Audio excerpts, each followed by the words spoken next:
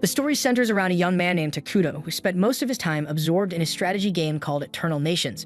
Confined to a hospital bed, Takuto found solace and meaning only in playing Eternal Nations and eventually died with the game still running. But his death wasn't final. Moments later, he opens his eyes, finding himself sitting on a throne amid ancient ruins in a forest. His first thought is about how incredibly fresh and real the air feels. Suddenly, a woman approaches him, gently asking if he's finally awake. When she reveals her face, Takuto instantly recognizes her as Atu, an elven character from Eternal Nations.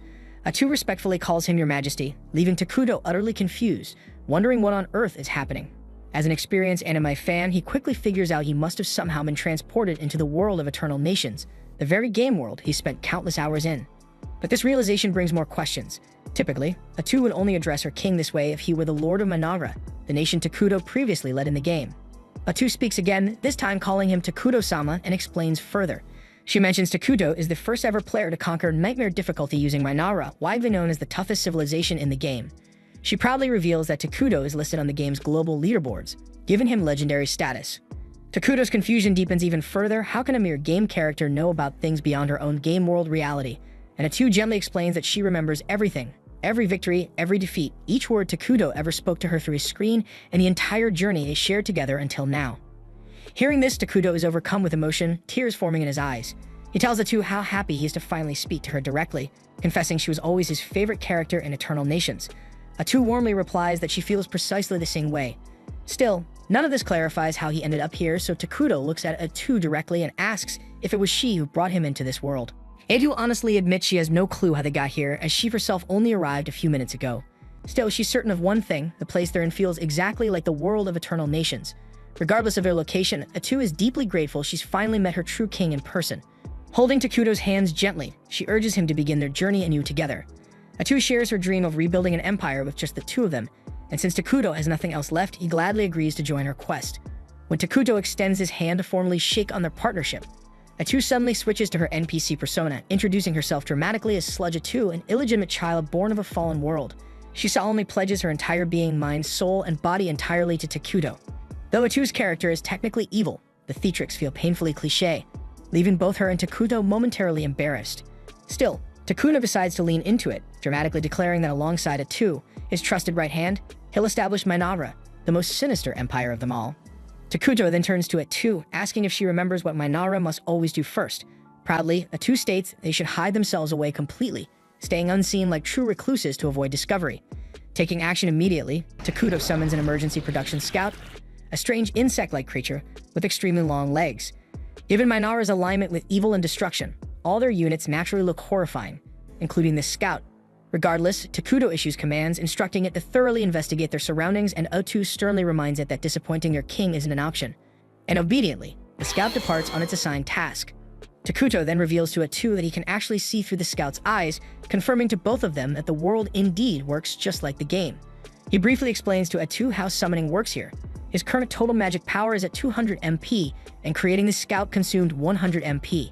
Takuto carefully considers his options for spending his remaining magic points. Building a base would cost only 20 MP, but he also wonders if he should prioritize defense by summoning a warrior. Unfortunately, doing so would consume more power than he currently possesses. In Eternal Nations, Atu is classified as a hero character, making her particularly powerful in combat. But since their new journey has barely begun, Atu's current strength level remains only at level 3, which is quite low. Anyway, thanks to the scout's reconnaissance, Takuto gains a clear picture of their surroundings, which primarily consists of endless forests. So this setting proves an ideal location for establishing Manara's base, though Atu finds it unsettling that there's absolutely no wildlife or available food nearby. Realizing it would be too dangerous to relocate, Takuto instructs the scout to extend its search and explore an even wider perimeter. Atu then begins feeling downhearted, believing she's not contributing enough to assist her king. Seeing her discouraged expression, Takuto gently reassures her, saying that simply having her by his side is more than enough. Deeply touched by his sincere words, Atu instantly becomes even more devoted to him. Meanwhile, their scout soon discovers a campsite inhabited by a group of dark elves. Takuto hesitates, unsure what their next move should be because accidentally encroaching on another group's territory could cause serious problems, so he figures it's best for them to lay low for now. Atu suggests optimistically that if things do take a turn for the worse, they can simply escape together. Her encouragement boosts Takuto's confidence, so they decide to quietly observe the dark elves from a safe distance and find out what they're doing here. But suddenly, 3 dark elves stumble directly into them, catching both Takuto and Atu off guard. Takuto freezes in surprise, realizing the dark elves he planned to carefully avoid, those same elves he was prepared to flee from if they ever crossed paths, are now standing right in front of them. Both he and Atu remain unsure about how the encounter will turn out, but recognizing the importance of staying calm in situations like this, they manage to maintain their composure. At the same time, the dark elves have no intention of harming anyone. They explain that they've recently been driven from the city they once called home and have desperately led their people into the forest to seek safety. And after a difficult journey, they've managed to set up a temporary shelter in this cursed land. However, with no food available, they're in a desperate situation, knowing their children will starve without supplies. Captain Nagi, leader of the Dark Elves, is currently exploring this bleak forest alongside his soldiers, increasingly worried their journey might have been completely futile since the area seems utterly lifeless. Several of Nagi's men start complaining bitterly, arguing it might have been better if they just stayed and died back in the city, rather than starving out here. They recall grim stories about the forest being cursed by a mysterious man, a place where neither life nor love can ever flourish. Nagi quickly warns them against losing hope, reminding his people that if they falter now, their children waiting anxiously back at camp won't have any chance at all. He firmly reminds them their kids still have faith in them, and that turning back empty-handed simply isn't an option. Still, as Nagi continues forward, he can't help but reflect on his soldiers' grim words. Deep down, he knows they're not wrong. The chances of survival here seem impossibly slim. But as their leader, he can't afford to show fear or give up because his people depend on him to guide them safely through this crisis. Walking deeper into the woods, Nagi suddenly senses the presence of Takuto and Atu. A wave of dread rushes through him, afraid that these unknown entities might attack without mercy and wipe out his entire team. Whatever choice he makes next could determine the fate of his people, so Nagi steels himself, deciding to approach diplomatically. When Nagi finally reaches them, he's taken aback by Takuto's shadowy, spirit-like appearance, though the two seems relatively normal. Without hesitation, Nagi immediately drops to his knees, prompting his followers to do the same. Then, with a voice full of humility, he apologizes for entering their territory uninvited. Atu, glaring coldly at Nagi, sharply questions him, demanding to know why he would trespass despite knowing it was forbidden. Nagi nervously explains their desperate circumstances, how their people were banished without warning, forced to flee their city without supplies, the exhausting journey, and the starving children still waiting anxiously in the forest. Feeling increasingly anxious under Atu's harsh gaze, Nagi braces himself, convinced they're about to execute him. However, Takuto surprises him by calmly asking if he's hungry. Nagi hesitates nervously, uncertain how to respond until Atu firmly instructs him to answer her master's question. Quietly, Nagi admits he is hungry, and immediately Takuto conjures several apples out of thin air. Nagi stares in bewilderment, never having seen an apple before, unsure if they're even edible. Takuto kindly assures him that the fruit is juicy and delicious, encouraging him to try it. Still hesitant, Nagi looks behind him, shocked to see his men already devouring the apples eagerly. Atu then firmly urges him to eat as well, yet Nagi still feels uneasy. Noticing his hesitation, Takuto promptly conjures pears as well. Now Nagi is openly suspicious, deeply confused by Takuto's generosity. The Dark Elves had always been viewed with hostility, constantly rejected by others. To suddenly encounter someone willing to help without any hidden motive felt disturbingly unnatural. Nagi finally states he'd rather bring the food back to feed the starving children in their camp. But before he can even finish his sentence, Takuto conjures even more fruit for him. Overwhelmed, Nagi can only feel gratitude and disbelief. Meanwhile, back at the camp, the Dark Elf children lie weak and exhausted, silently praying for rescue. Suddenly, they catch a familiar scent in the air. Their prayers are answered because Nagi and his soldiers have returned, bringing with them more food than they've ever seen. Nagi joyfully tells everyone to prepare for a feast, and soon they're all eagerly eating, and the starving children quickly regain their strength. One of the elves then curiously asks Nagi where he got all the food, but Nagi avoids giving details. Instead, he simply tells them fate finally smiled upon them. Yet deep in his heart, he remains haunted by the memory of the mysterious, intimidating figure he encountered in the forest. After the meal, everyone falls into a peaceful sleep, except for Nagi, who remains awake, staring thoughtfully into the fire. As he stands watch, Elder Moltar approaches quietly, gently pulling Nagi out of his deep contemplation. Moltar expresses gratitude for Nagi's efforts, but mentions that the fruit tasted unlike anything he's ever known, even after living 200 years. Nagi nods, agreeing that the fruit definitely tasted strange. Moltar presses him about where the food came from, prompting Nagi to confess they encountered a legendary figure after wandering deep into the cursed forest. Hearing this, Moltar wonders aloud if it was perhaps the King of Ruin, recalling ancient stories about a mythical being said to appear when the world becomes too crowded, destroying everything and returning civilization to darkness. But no one knows if those legends hold any truth, since nobody's ever witnessed it personally. Moltar asks Nagi directly if the mysterious figure introduced himself as the King of Ruin. Nagi admits Takuto never actually introduced himself at all. He only spoke through his servant. Moltar insists there's no way a dark entity like that would offer assistance for free, demanding to know what Nagi promised in exchange. Nagi, however, insists it was purely an act of generosity from Takuto, nothing else. Molter remains skeptical, arguing no evil being ever offers help without hidden motives. Nagi firmly calls Takuto the Great One, determined to defend him and emphasizing that he simply chose to help. Molter counters that such a noble title doesn't suit the rumored King of Ruin, but Nagi refuses to budge. He argues passionately that Takuto deserves the respect because he helped them in their time of need, and frustratingly wonders if it might have been better if they all died rather than receive such aid. Hearing this, Molter reluctantly concedes Nagi's point, agreeing to handle negotiations personally when the time comes to repay their mysterious benefactor. Nagi gazes over at his sleeping people, silently questioning when they might finally rest without fear. At the same time, Atu is thoroughly upset with Takuto for wasting valuable mana by feeding total strangers. She sternly forces him onto his knees as he tries to explain he simply felt sorry for them. Hedru can't believe his recklessness, reminding him sharply, they don't yet know whether Mainavra will be peaceful or brutal, or how many battles might lie ahead. So wasting mana like that could be dangerous. Realizing she might have gone too far scolding her own king, Atu quickly apologizes. But Takuto gently reassures her, reminding her they're partners and that he couldn't survive in this place without her by his side. He also admits feeling awkward around the Dark Elves, suggesting perhaps he's shy. Atu is surprised. She assumed Takuto was deliberately playing the role of a dignified king, communicating solely through her as his servant. The two laugh and tease each other playfully for a moment, until Takuto's summoned scout finally returns. The following morning, Nagi prepares himself for another visit to Takuto, and Elder Molter asks if he's really prepared to meet the Dark King. Molter strongly believes that since they've already accepted aid from the Dark King, they must also be prepared to pay whatever price he demands in return. Nagi objects, reminding him that Takuto never once suggested anything like that, but Molter insists it's simply in the nature of evil beings to ask something in exchange for any act of kindness. Yet he agrees they need to rely on Takuto for now since nowhere else is safe. So they decide to visit Takuto together, completely unaware that his insect scout had been observing their entire conversation. Takuto quickly calls back the scout to report to him, and upon hearing that the elves are on their way, he quietly hopes they'll just pick up the remaining food he had prepared yesterday and leave without causing a fuss. Anxiety quickly starts to grip Takuto as he explains to Atu that he's terrible with conversations and doesn't know if he'll be able to negotiate properly with the Dark Elves. Atu reassures him she'll handle it herself, adding that this will also show the Dark Elves that her king wouldn't stoop low enough to speak with them personally. Shortly after, Molter and Nagi arrive, and the elder Molter greets Takuto with an overly formal and eloquent salutation, almost like something straight out of cover letter, thanking him for the generous provision he offered his folk. Molter then respectfully asks permission to know the identity of their Dark King. After receiving permission from Takuto, Atu reveals his name proudly, declaring him to be the feared Dark King of Ruin himself. Both of the Dark Elves become visibly shaken upon having their worst fears confirmed. Atu then coldly instructs them to simply take the food and leave because it's not going to last much longer anyway. Yet Molter politely insists on repaying Takuto for his generosity and asks what they can possibly give him in return. Atu coldly informs him that there's nothing in their possession capable of pleasing her king, so attempting repayment would be pointless. She then questions if the elves even have anything left that they consider valuable at all, causing Molter to hesitate as he realizes they genuinely have nothing worthwhile to give.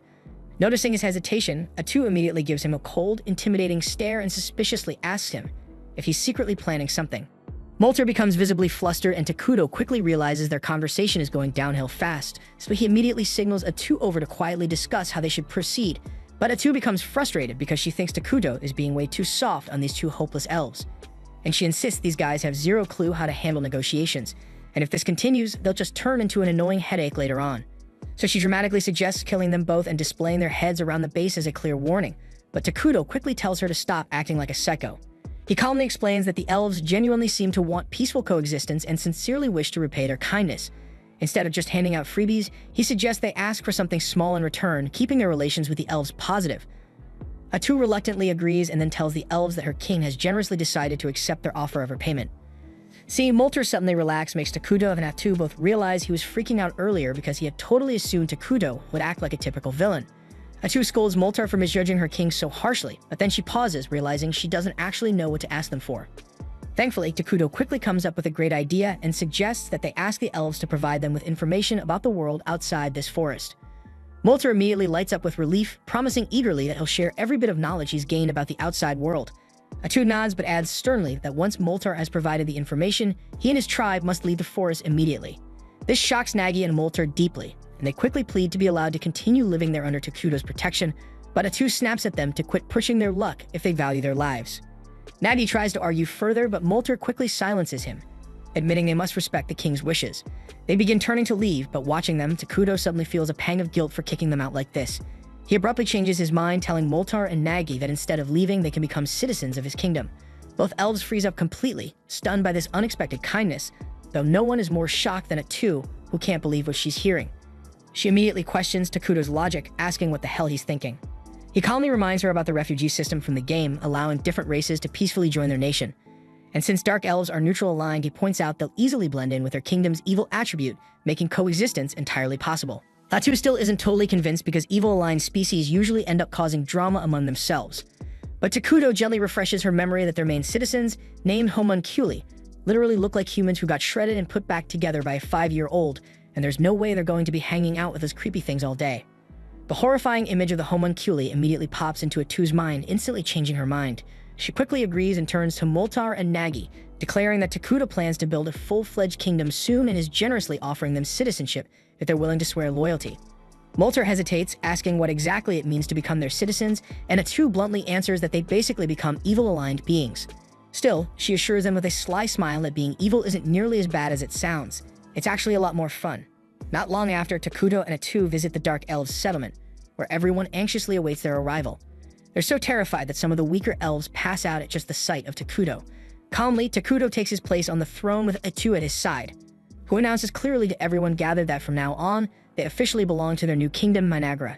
She then asks Takuto if he's certain, and with a confident he says yeah, and then confirms that on his screen. And just like that, the Dark Elves are officially citizens of Managra. Atu congratulates them, emphasizing that from now onward, their safety and survival are personally guaranteed by their new king. Nagi wonders out loud if that's really it, because he doesn't actually feel any different, despite supposedly becoming an evil being. Almost immediately, he regrets speaking too soon when a wave of overwhelming hatred suddenly floods through him and the rest of the elves. Painful memories of being persecuted and attacked surge in their minds, filling them with an intense desire for revenge. Seeing everyone suddenly suffering, Takuto softly asks if they're alright, and hearing his genuine concern, Nagi becomes emotional and deeply moved by the realization that someone finally cares about them. With tears streaming down their faces, the Dark Elves start passionately cheering for Takuto, leaving him a little overwhelmed but deeply touched by their enthusiasm. After a few days, Moltar presents a map of the continent to Takuto, who immediately collapses in disbelief. Atu asks what's troubling him, and he simply gestures towards the map, saying their starting location couldn't be any freaking worse. They're stuck on a continent shared by 2 damn gigantic, powerful civilizations. On one side is the Holy Kingdom of Qualia, a massive human nation worshipping Arlos, a creator and known for being annoyingly righteous and strictly good-aligned. On the opposite side lies Elna, the Elemental Alliance, a nation of elves devoted to nature. They're equally on the side of good, making Atu realize they're literally sandwiched between 2 huge civilizations that would wipe them out in an instant if discovered. Panicking, Atu falls beside Takuto in despair. But Takuto quickly regains composure, reminding her that as long as they keep a low profile, they can quietly grow stronger. He recalls that their main race, the homunculi, were dumb as rocks in the game and terrible at research. Luckily, now that they've got Dark Elves on their side, things should go much smoother. Soon after, the Dark Elves arrive for a meeting, this time bringing along Emil, Nagi's assistant. Nagi introduces her as a nerdy genius who knows way more than him about foreign kingdoms, and insists she'll definitely prove useful.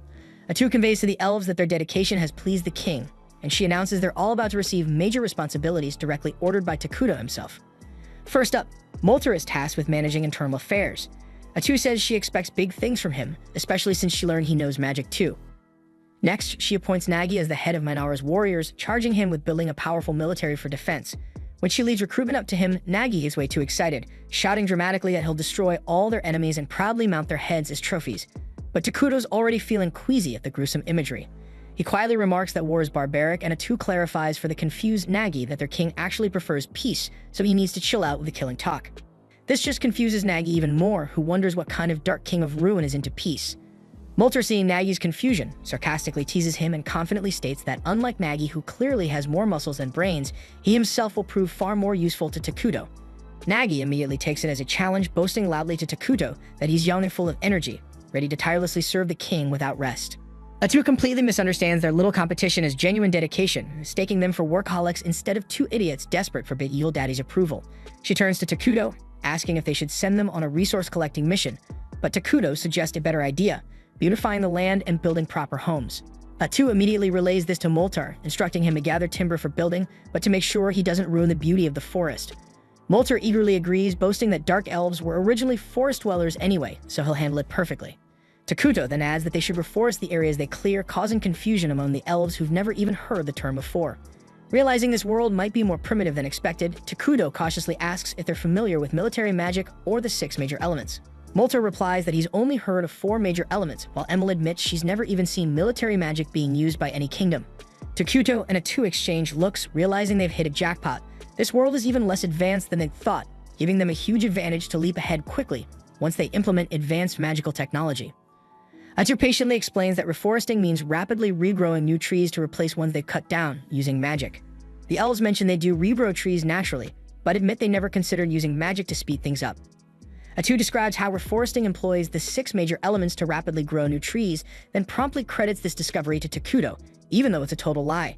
She starts glazing Takuto shamelessly, bragging about how he even created those special fruits the elves ate earlier, especially mentioning that grapes are her personal favorite. Emil excitedly confirms A2's words, then says that she also planted some grape seeds and they've actually started sprouting. Takuto himself is stunned by this revelation, not expecting earth-based fruits to grow so easily here. Suddenly inspired, he quickly tests his theory by magically creating a coin from Earth.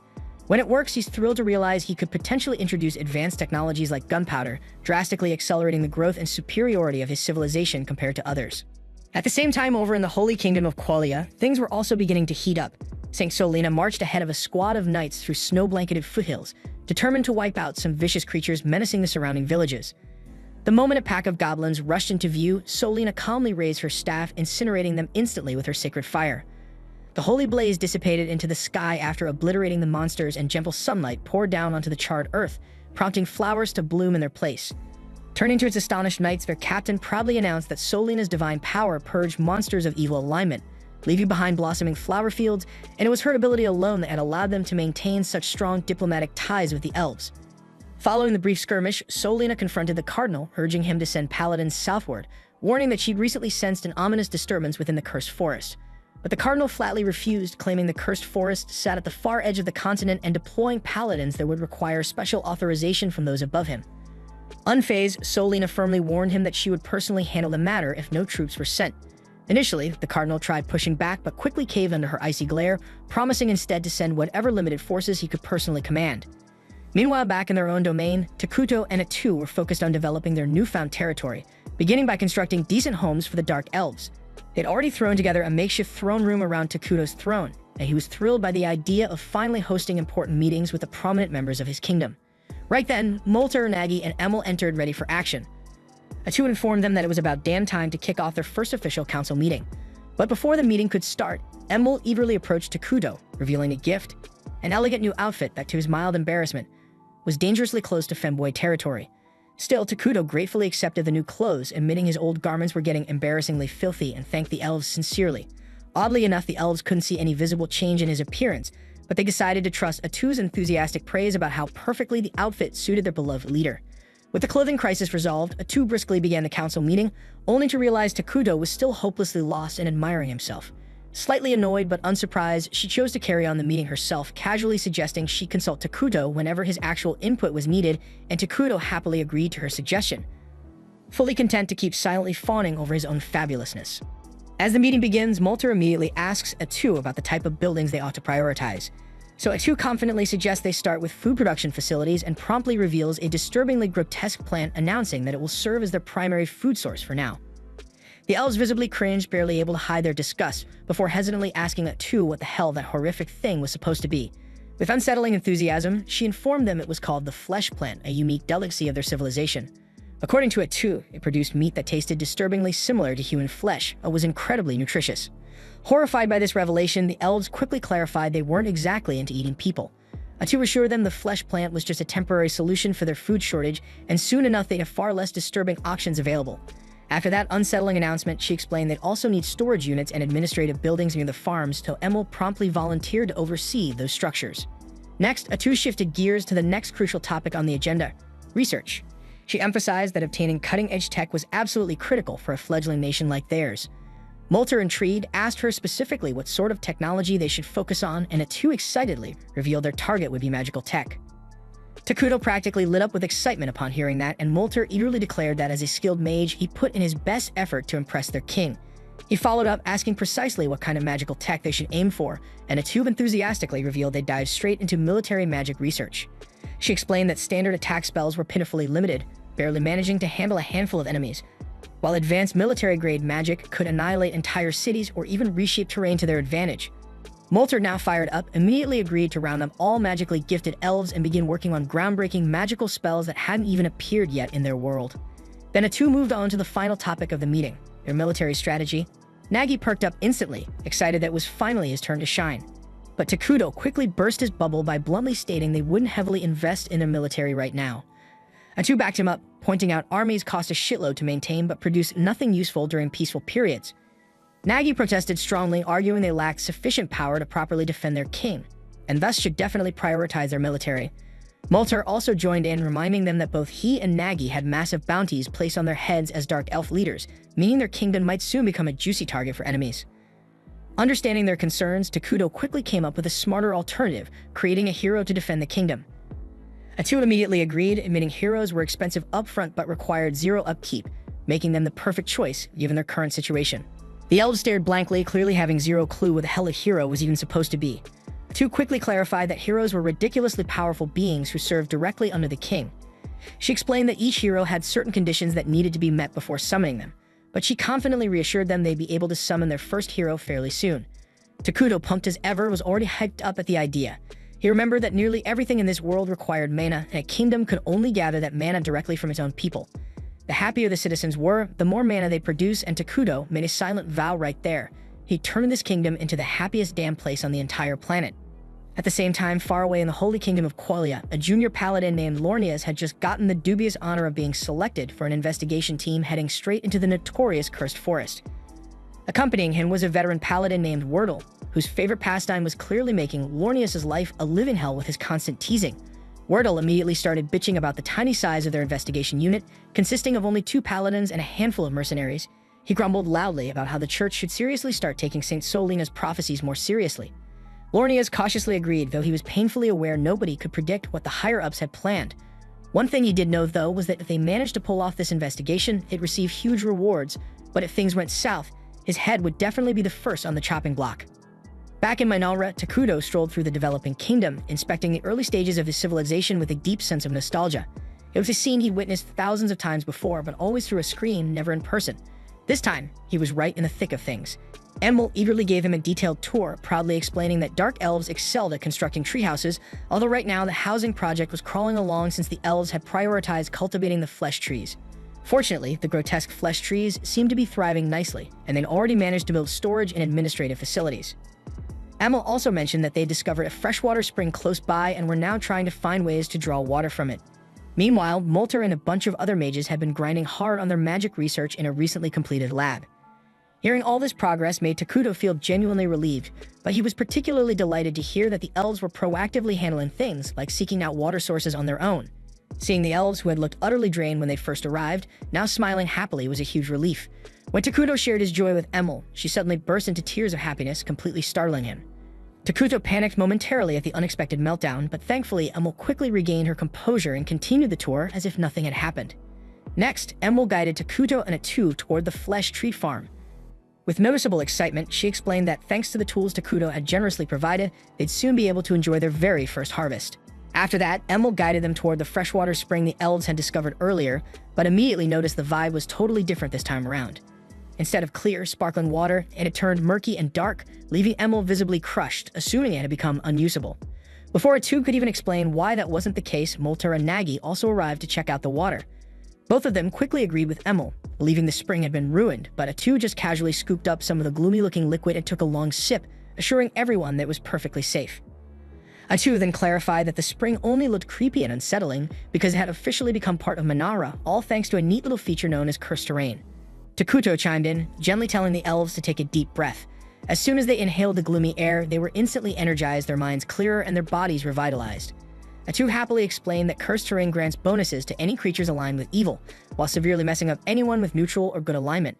Since the Dark Elves were now officially part of Minoura and therefore had evil alignment, the water posed no threat whatsoever. Nagi cautiously took a sip himself, confirming her words. Atu added that soon enough the entire forest would transform into this sinister-looking cursed terrain.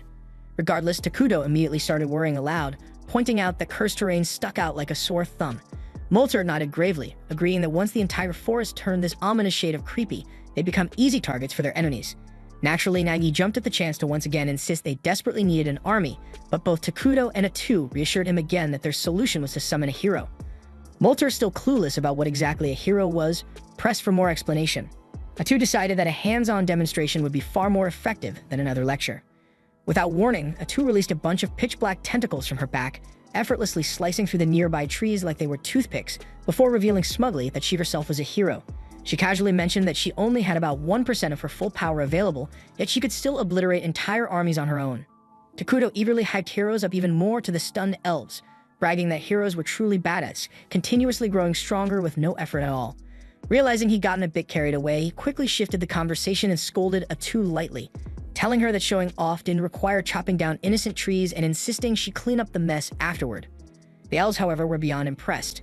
They immediately declared Takuto an amazing ruler for having subordinates powerful enough to cause such casual devastation. Fired up, they decided that they absolutely had to construct a magnificent palace worthy of such a king. Takuto awkwardly protested that he didn't really need anything grand right now, but the elves refused to budge, insisting there was no way in hell they'd let their esteemed king live in ordinary homes like theirs. Atu sided with the elves, pointing out that constructing a palace would boost everyone's morale. Unable to argue with that logic, Takuto relented, admitting that while his real dream was a badass flying fortress someday, he'd settle for a regular palace for now. Meanwhile, the investigation squad led by Lornias and Wordell has finally started heading south towards the cursed forests. Wordell still isn't happy about how small their party is, and Lornias reminds him this is literally the best the Empire could do, considering most of their forces are busy dealing with chaos up north. Apparently, a horde of evil-aligned creatures recently popped out of nowhere in the northern territories, raiding and torching entire towns, so naturally, all available manpower got shipped off to handle that nightmare. Hearing this, the mercenaries start chatting amongst themselves, muttering how rough it's going to be for the poor bastards sent north. They all feel relieved they dodged that assignment, even if the pay was sweet, because word is, there's a terrifying witch mixed up in that mess, and they'd rather steer clear of anything involving a witch. Lornias, curious about this witch rumor, later corners one of the mercenaries, a guy named Bargo, to ask about it. Bargo admits the rumor is that a single witch is behind all the northern chaos, but Lornias dismisses the idea outright, saying no single person could possibly control that many monsters. Bargo quickly agrees, figuring it must actually be some sort of cult activity, but then Wordell chimes in, telling Bargo to shut his mouth before he accidentally curses them all. Lornias then snaps at Wordell, noticing that the guy's been drinking on the job again. He starts lecturing him about how, as paladins serving their god, they're not even allowed to touch alcohol. But Wordell dismisses his scolding casually, even challenging him to a theological debate before abruptly losing interest when a waitress brings him another round of drinks, which prompts him to flirt shamelessly instead. Wargo then turns back to Lornias, seriously asking why the Empire sent 2 paladins this far south. He starts worrying again about the possibility of another witch being involved, openly admitting that if that's the case, he and his men might pack up and bounce before things go south. Lornias honestly replies he doesn't know the details either, but just then Wordell butts back in, casually mentioning he's already gathered some intel from his new waitress friend. Apparently, a bunch of dark elves recently fled into the cursed forests, and the higher-ups likely just want someone to keep an eye on them. Hearing this, Barvo instantly relaxes, saying they'd better deal with the dark elves quickly. After all, those bastards are notorious for their nasty curses and stealthy assassinations. Lornias completely agrees, saying that ignoring the dark elves now will only lead to bigger trouble down the line. But Wordell immediately tells him to calm down and take it easy, reminding him this mission is strictly recon. If things even hint at getting messy, they're packing up and running the hell out. But Lornia is always a stickler about vanquishing evil wherever it shows up, stubbornly insists that as paladins, retreating from danger isn't an option. Wordell scolds Lornias, telling him to stop chasing glory and only fight when it's absolutely necessary instead of jumping into danger every chance he gets. He reminds Lornias that he's got family waiting at home, and so does everyone else on this mission, so they need to think twice before risking their lives. Meanwhile, back in Mainagra, the first harvest from the flesh trees is finally ready, sitting atop a massive altar at the center of town. Takuto stands in front of the fruit pile as all the dark elves watch him intently, eager to see what's about to go down. Suddenly, Takuto channels his mana directly into the fruits, and right before everyone's eyes, they transform into a giant bug monster. The elves are utterly blown away, amazed that Takuto just created life from a bunch of weird fruits. Atu immediately starts hyping him up, boasting that this miracle isn't even 1% of Takuto's true power. She tells the elves that with their ongoing devotion, Takuto will become even stronger and pull off even crazier feats, and they erupt in cheers for their king. Later on, Takuto returns to his throne, relieved that he successfully managed to produce a bug monster in exchange for food. Though it was a standard feature in the original game, he still doesn't fully grasp how exactly this mechanic works out in the real world. However, Atu tells him they shouldn't sweat the details since they've now established a reliable method to produce more creatures to serve the kingdom. She excitedly adds that it's about time they moved on to the next phase of their plan, and Takuto agrees, mentioning he'll summon a hero as soon as they've stockpiled enough mana. Excited, Atu asks who he plans to summon, and Takuto casually replies that he's thinking about calling Isla, Queen of the Bugs. Atu nods, saying that's definitely a solid choice, while Takuto enthusiastically starts explaining Isla's perks. She can buff all insect-type monsters, allowing them to dominate on the front lines, and she can also produce larvae to handle mundane tasks, providing essential support to the kingdom on multiple fronts. Atu appreciates that he clearly put serious thought into this choice, and Takuto sheepishly admits that Isla was honestly the only safe option available, since the other potential heroes are completely unhinged. Atu wholeheartedly agrees, joking that the other heroes would require years of intensive therapy. Takuto chuckles in response, acknowledging he hopes to summon them eventually, but definitely not anytime soon. Meanwhile, Lornias and the group finally arrive at the Dark Continent, quickly running into their first major threat, and it's a towering hill giant. Lornias immediately tries to command the mercenaries into a defensive formation, but Wardell cuts him off, telling them all to chill because he'll handle this big guy himself. He bluntly adds that they don't have time to waste, and it'll be faster if everyone just stays out of his way. The rest of the group watches in awe as Wardell calmly walks toward the hill giant with his sword drawn, completely unfazed by its monstrous size. Wardell channels holy energy into his blade while the giant, oddly polite, waits patiently until he's done. When the giant finally swings his massive club, Wardell casually blocks the blow and slices right through it like it's made of cardboard. Not missing a beat, he launches himself at the stunned monster, delivering a whirlwind of rapid slashes before the giant even has a chance to process what's happening. With the giant crashing down lifelessly, Wardell casually strolls back to his teammates like he just finished a casual morning workout. Lornias is absolutely hyped, immediately praising Wardell and confidently declaring that their mission is practically in the bag now that they've got him. But Wardell's serious expression quickly sobers everyone up, making Lornias uneasy with his skepticism. Meanwhile, back in Minara, Takuto is happily munching down on a burger when Atu gently nags him to eat something healthier. Takuto playfully protests, reminding her that he spent way too long in the hospital surviving on boring, flavorless health food. So now he's determined to explore all the tasty junk food life has to offer. He then gets a little worried when he realizes Atu herself has been surviving exclusively on salads for days, but she reassures him that this diet suits her just fine. They chat for a while about how quickly construction has progressed lately, when Takuto suddenly remembers something important. He asks Atu to call Moltar and the others once they're finished eating, since the new scout bugs they recently created have completed mapping the nearby areas. He reveals that he's planning to deal with a human settlement they discovered nearby, asking Atu first to confirm if the town belongs to the Holy Kingdom of Qualia. She's fairly confident the settlement is independent and aligned neutrally, which is a huge relief for Takuto, since it means negotiation might actually be possible.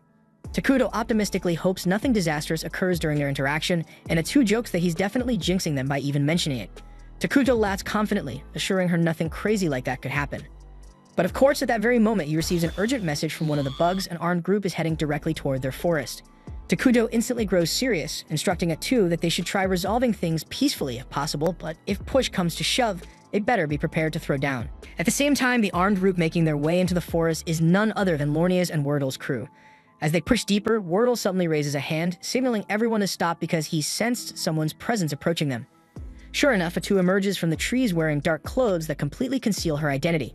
Wordle immediately demands she identify herself, and Atu calmly claims she's a dark elf who's found refuge here alongside her people because there's nowhere else safe for them to go. Wordle acknowledges her situation but bluntly tells her to step aside because their group has orders to investigate this forest. Atu firmly responds that they shouldn't go any further, causing Wordle's instincts to flare up, sensing something shady going on. But before he can say more, Lornias rudely jumps into the conversation, yelling at Atu and demanding how she dares disobey a servant of God.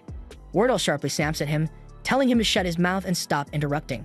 Lornias is visibly frustrated at being rebuked over such a trivial issue, but Wordle swiftly resumes his conversation with Atu, explaining they cannot turn back simply because she asked them to, then pointedly asks if there's something she's trying to hide within the forest. She insists there's nothing here but elves who simply wish to live peacefully and questions why he's so hell-bent on invading this godforsaken forest. After a moment of hesitation, Wordle sighs and finally reveals their reason. The Saintess recently had a vision of an immense evil hiding here, and thus he cannot return until he verifies this personally. The mercenaries gasp in shock, having been kept in the dark about such a critical detail. Lornias immediately starts flipping out, demanding to know how Wordle could casually spill classified information like it's some local gossip. Wordle snaps back at him again, shouting that sometimes secrets must be shared openly. But Lornias, furious and flustered, angrily retorts that even a high-ranking paladin like Wordle doesn't have the authority to reveal divine prophecies without permission from their superiors.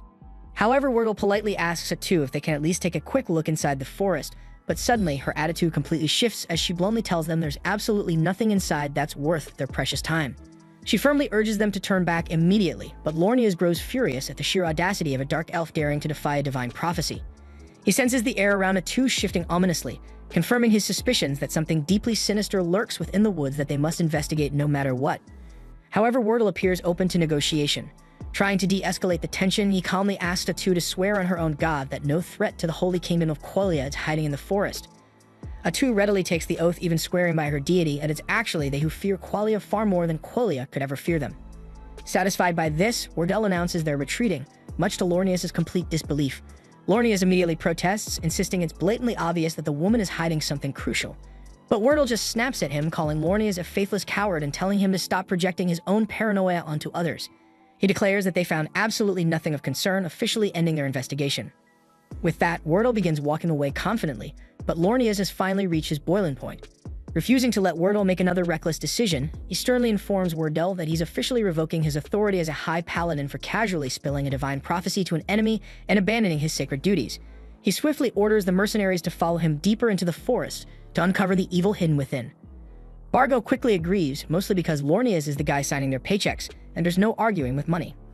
Atu desperately pleads with them one final time to stop, but Lornius coldly ignores her and commands his men to capture her immediately, even as Wordle shouts at him not to escalate the situation further. Atu lets out a weary sigh, sadly acknowledging that peaceful negotiations have collapsed into utter failure.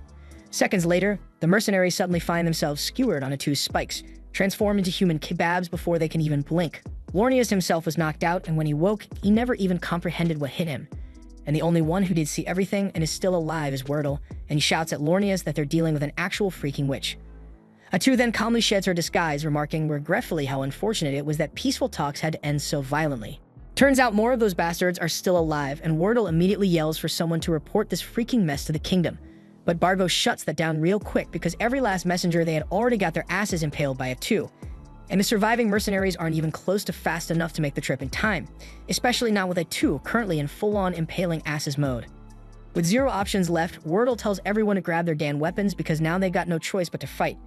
He commands the mercenaries to unload everything they've got, so they fire a volley of arrows, but Atu effortlessly deflects them all like she's brushing lint off her coat. Wordle curses his luck, knowing full well that the absolute last person he wanted to go up against was Atu, and funny enough, she's just as annoying to be dealing with him. She makes it painfully clear this entire situation is Lornius' fault because if they had just agreed to leave the forest alone, she would have let them walk away. But no, Lornius had to get all noble and damn self-righteous, and now she's got no choice but to kill him. Lornius finally realizes he screwed up royally and turns to Wordle, asking if he even knows what the hell this freaking thing really is. Wordle admits he suspected something was off from the moment they first saw her, which is exactly why he wanted to leave without throwing hands. But now that he's seen her true form up close, he's certain Atu is a witch, but not the storybook kind either. Because a witch in this world is a certified calamity-class monster, officially recognized as a national-level threat. Someone like her is way out of the mercenaries' league, so Wordle orders them to fall back and leave this to him and Lornius. Both men charge Atu, reciting their sacred prayers to power up their attacks. Atu doesn't take them seriously at first, just blocks their strikes and mocks them for being so weak. But then they actually manage to slice through two of her tentacles, and suddenly she realizes this might not be the cakewalk she thought. She quickly figures out their holy magic is giving them bonus damage against her demonic body, and Wordle assumes that if they just cut off all her tentacles, she'll be helpless. Not wanting that to happen, Atu grabs two of the nearby mercenaries and takes them hostage, using their bodies as meat shields to stall their assault. But Wordle coldly tells Lornius that if they don't stop Atu now, she could eventually turn her wrath toward Qualia, and for the sake of the entire nation, sacrifices have to be made. Lornius hates the idea, but he grits his teeth and agrees. With zero hesitation, both men charge forward again, slicing through the hostages and Atu's final two tentacles in one clean, ruthless strike. Atu's honestly surprised they had the balls to slice through their own allies like that. And for a brief moment, it even looks like she might actually be in trouble. But no, because this whole thing has just been a damn joke to her. 1 second later, a fresh wave of tentacles erupts from the ground like weeds on steroids, and Wordle is instantly skewered multiple times like a pincushion. With blood pouring from his wounds, Wordle uses his final breath to shout for Lornius to get the hell out of here. But that makes Atu annoyed, so she silences him for good with a tentacle straight through the skull. Lornius is frozen in disbelief, absolutely rattled, because he was certain they chopped off all of Atu's tentacles, which they did, but Atu never once said she couldn't grow more. In fact, she's been able to summon an unlimited number this entire time, but she just didn't feel like it. She's been toying with them like a bored cat swatting at bugs. After witnessing Wordle get brutally annihilated, the remaining mercenaries completely lose their will to fight. And judging by the freaking look on Atu's face, she has zero intention of sparing any of them. Seeing no other choice, Lornius yells for everyone to scatter and run in different directions, hoping at least one of them can escape and warn the kingdom about what really went down here. So the mercenaries immediately drop their weapons and bolt like their asses are on fire. Atu surprisingly doesn't bother chasing them. She just watches them go, sighing in annoyance, wishing they'd done that in the first place because it would have saved her a ton of effort. Lornias, however, stays behind, determined to keep her occupied. He then charges her with everything he's got, holy sword gleaming. But to his utter horror, Atu blocks the strike flawlessly, using the exact same holy sword technique. He stumbles back, unable to comprehend how a monstrous creature like her could possibly have access to a sacred technique meant only for the pure. Normally, that would have been impossible, but Atu coolly explains that when she killed Wordle, she absorbed all of his experience and sword skills. Every ounce of training, every technique, now hers. With a grin, she begins attacking Lornias using Wordle's own moves, mocking him as she does. She even praises Wordle, saying he was truly worthy of being called elite, but sadly he died because Lornias couldn't keep his damn mouth shut. Then she leans in, taunting him, asking if he ever thought about making it home to his wife and daughter. That's when the blood drains from Lornias' face because he never said a word about his family. That's when it hits him. She can just take Wordle's skills, she took his damn memories too, and if Atu can do that, then every kill just makes her even more terrifying. She then casually asks Lornias if he's curious about Wordle's final thoughts before she finished him off. Turns out, unlike a selfish bastard like Lornias, Wordle was genuinely concerned for the lives of his men right up until his last breath. Lornias desperately tries defending himself, saying the other mercenaries have already fled to report back to the kingdom, claiming their mission wasn't a complete disaster. But Atu just chuckles coldly, calmly telling him all those mercenaries are already dead. She admits she wasn't in the mood to chase them herself, but that didn't mean she'd just let them run off. Besides, she never said she was alone. She already ordered her dark elves to hunt down every single merc who tried to escape, and now they're nothing but corpses in the dirt. Lornias is hit by a wave of despair, realizing he's the last one standing. Driven by panic, he takes one final pathetic swing at Atu's head, and she savors every bit of his agony. Within seconds, she's effortlessly subdued him. But instead of ending him right away, Atu cruelly twists the knife, vividly describing how things could have turned out if he'd just listened to Wordle. They would have all safely returned home, and Lornias would have seen his wife and daughter again, spending the rest of his life happily oblivious to any horrors lurking in the forest. But no, Lornias had to play hero. So now she's going to kill him, and then she's going to hunt down his family too, just because she can. Atu reveals she can easily pluck the image of his wife and daughter, right from his memories, names, faces, address, everything, and she's absolutely petty enough to follow through. Hell, she might even slaughter every single person living in the villages Lornias passed on his way here. And while each of them is dying the most painful death imaginable, she'll make damn sure they know it was Paladin and Lornias who brought hell down on them. Lornias screams, desperately begging her not to do it, but Atu's already bored of his whining, finally putting an end to him just to shut him up. Right after Lornias hits the ground, Nagi comes up to inform Atu that all the escaping mercenaries have been dealt with, so there won't be any survivors to spread word of today's events. Atu calmly thanks Nagi for his efficiency and instructs him to handle disposing of the corpses too. But before Atu can leave, Nagi hesitantly asks if she's serious about her plan to slaughter Lornias' family and anyone he's ever crossed paths with. Atu just laughs, saying she was just talking smack to scare the hell out of Lornias before finishing him off. She clarifies that mass genocide is way too exhausting, and besides, she's a self-proclaimed peace lover. So starting pointless fights is just too exhausting for her tastes, and she's not about that life unless someone forces her hand. With that out of the way, she cuts the chat short because she urgently needs to talk to Kudo. Moments later, Atu approaches Takuto and shares something odd she noticed before the fight.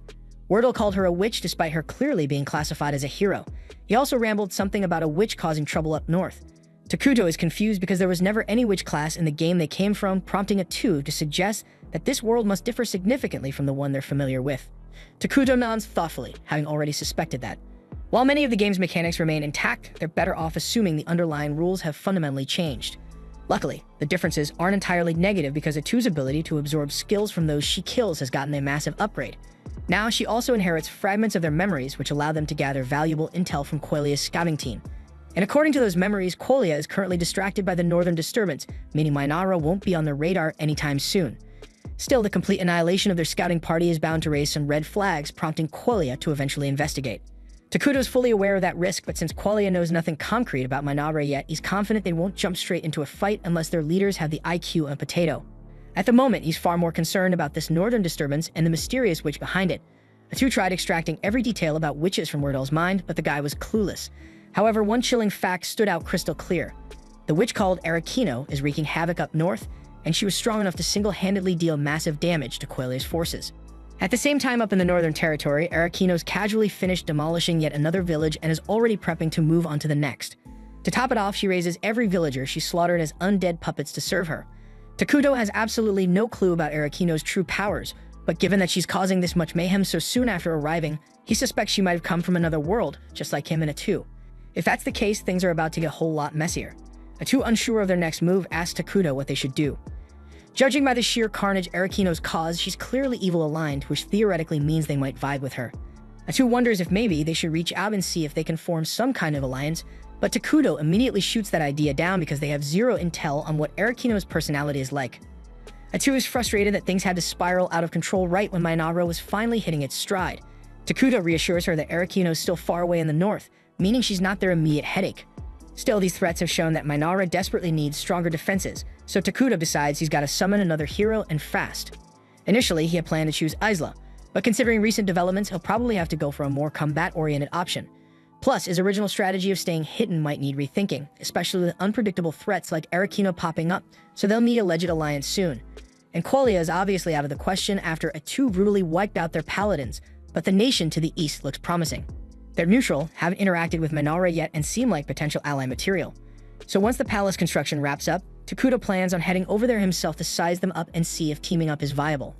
At the same time, over in that very same eastern city, they're getting slammed by a barbarian attack. Fortunately, their badass staff wielder annihilates the attackers effortlessly with a massive lightning strike.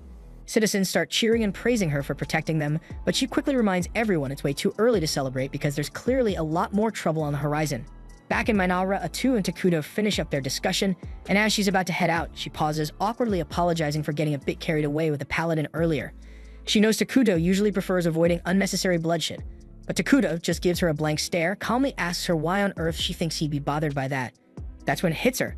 Takuto might seem gentle, but at the end of the day, he's literally the physical embodiment of evil, so there's not much violence in this world that's gonna bother him. Not long after, work on Takuto's castle wraps up, and it feels like the first real push in his realm's rise. His heart jumps since a vast residence has been his quiet wish for years, and Atu promises with a grin that one day it will grow tall enough to stab the sky. Anyway, all the talk about halls and courtyards makes her notice something awkward. He may be the monarch, yet he has not a single personal aide, and although he never really considered it, a ruler without attendants looks strange, so Atu asks what kind of servant he would prefer so she can recruit one for him. Takuto answers with a shy smile that anyone is fine as long as they are easy to speak with, since he is terrible at conversation. He has barely exchanged more than a few words with the Dark Elves since arriving, which Atu says is mostly because he comes off to them like a dense cloud of gloomy energy. Even so, she tells him to relax because she already has a perfect plan in mind. Her enthusiasm makes his stomach knot, yet he swallows the worry and decides to let it play out to see what she does. Atu promptly calls Nagi, Molter, and Emil, then orders them to assemble every little girl in the village because the king desires them. Takuto and Molter both freeze at the wording, and Molter, trying to be fair, asks why she issued such a command. Atu's reasoning is that younger girls would be gentler partners while Takuto practices small talk, but instead of saying it plainly, she blurts that Takuto likes little girls. That goes too far, so Takuto cuts her off before she adds anything worse and tells her to explain herself properly without making him sound like a lolicon. Once the full explanation is out, Molter and the others exhale in relief since the king only wants an approachable attendant. He requested younger candidates because the kingdom is short on manpower, and he refuses to pull skilled adults from vital work just to serve him. Children who are not doing heavy labor yet seem like the least disruptive option, which is why he asked for them. Impressed by how considerate he is, Molter's group agrees to bring suitable children to meet him, and Takuto actually feels hopeful about finally having people he can talk with each day. There is one detail he forgot to account for, and it hits the instant the kids arrive. To ordinary villagers, he still looks like a disaster in human shape, his aura heavy enough to spook anyone, so the moment the children see him, they burst into tears. Takuto feels crushed after the fiasco with the children, and seeing his expression, Atu turns to Moltar and asks if there are any little ones who wouldn't burst into tears at the sight of their king. Given how things stand, Moltar cannot name a single safe choice. Nagi then asks whether Takuto has met the twins yet, but Moltar admits that he kept them away because he doubted they would be suitable attendants.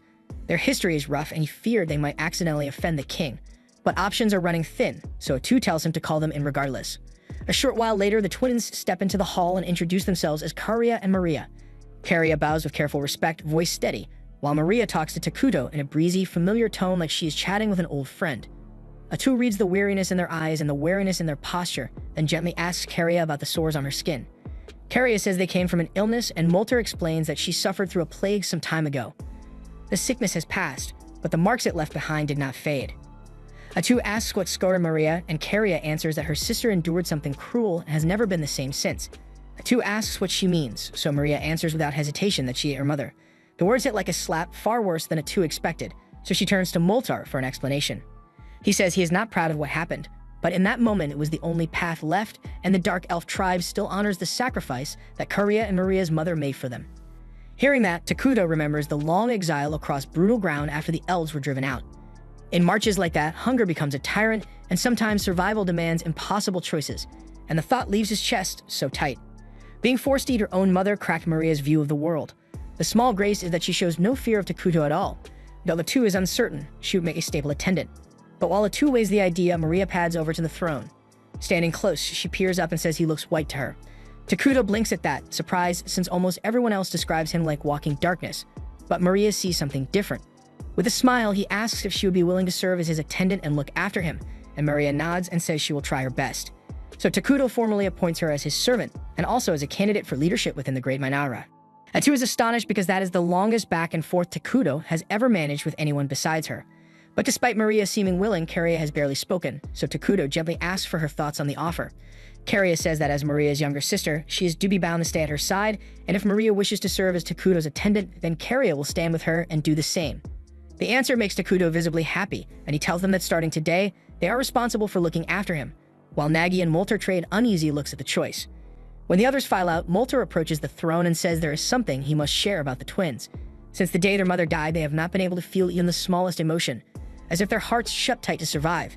Keeping them as attendants will bring its own set of problems, yet Molter asks that Takuto meet those challenges with patience and tolerance until the girls slowly open up again.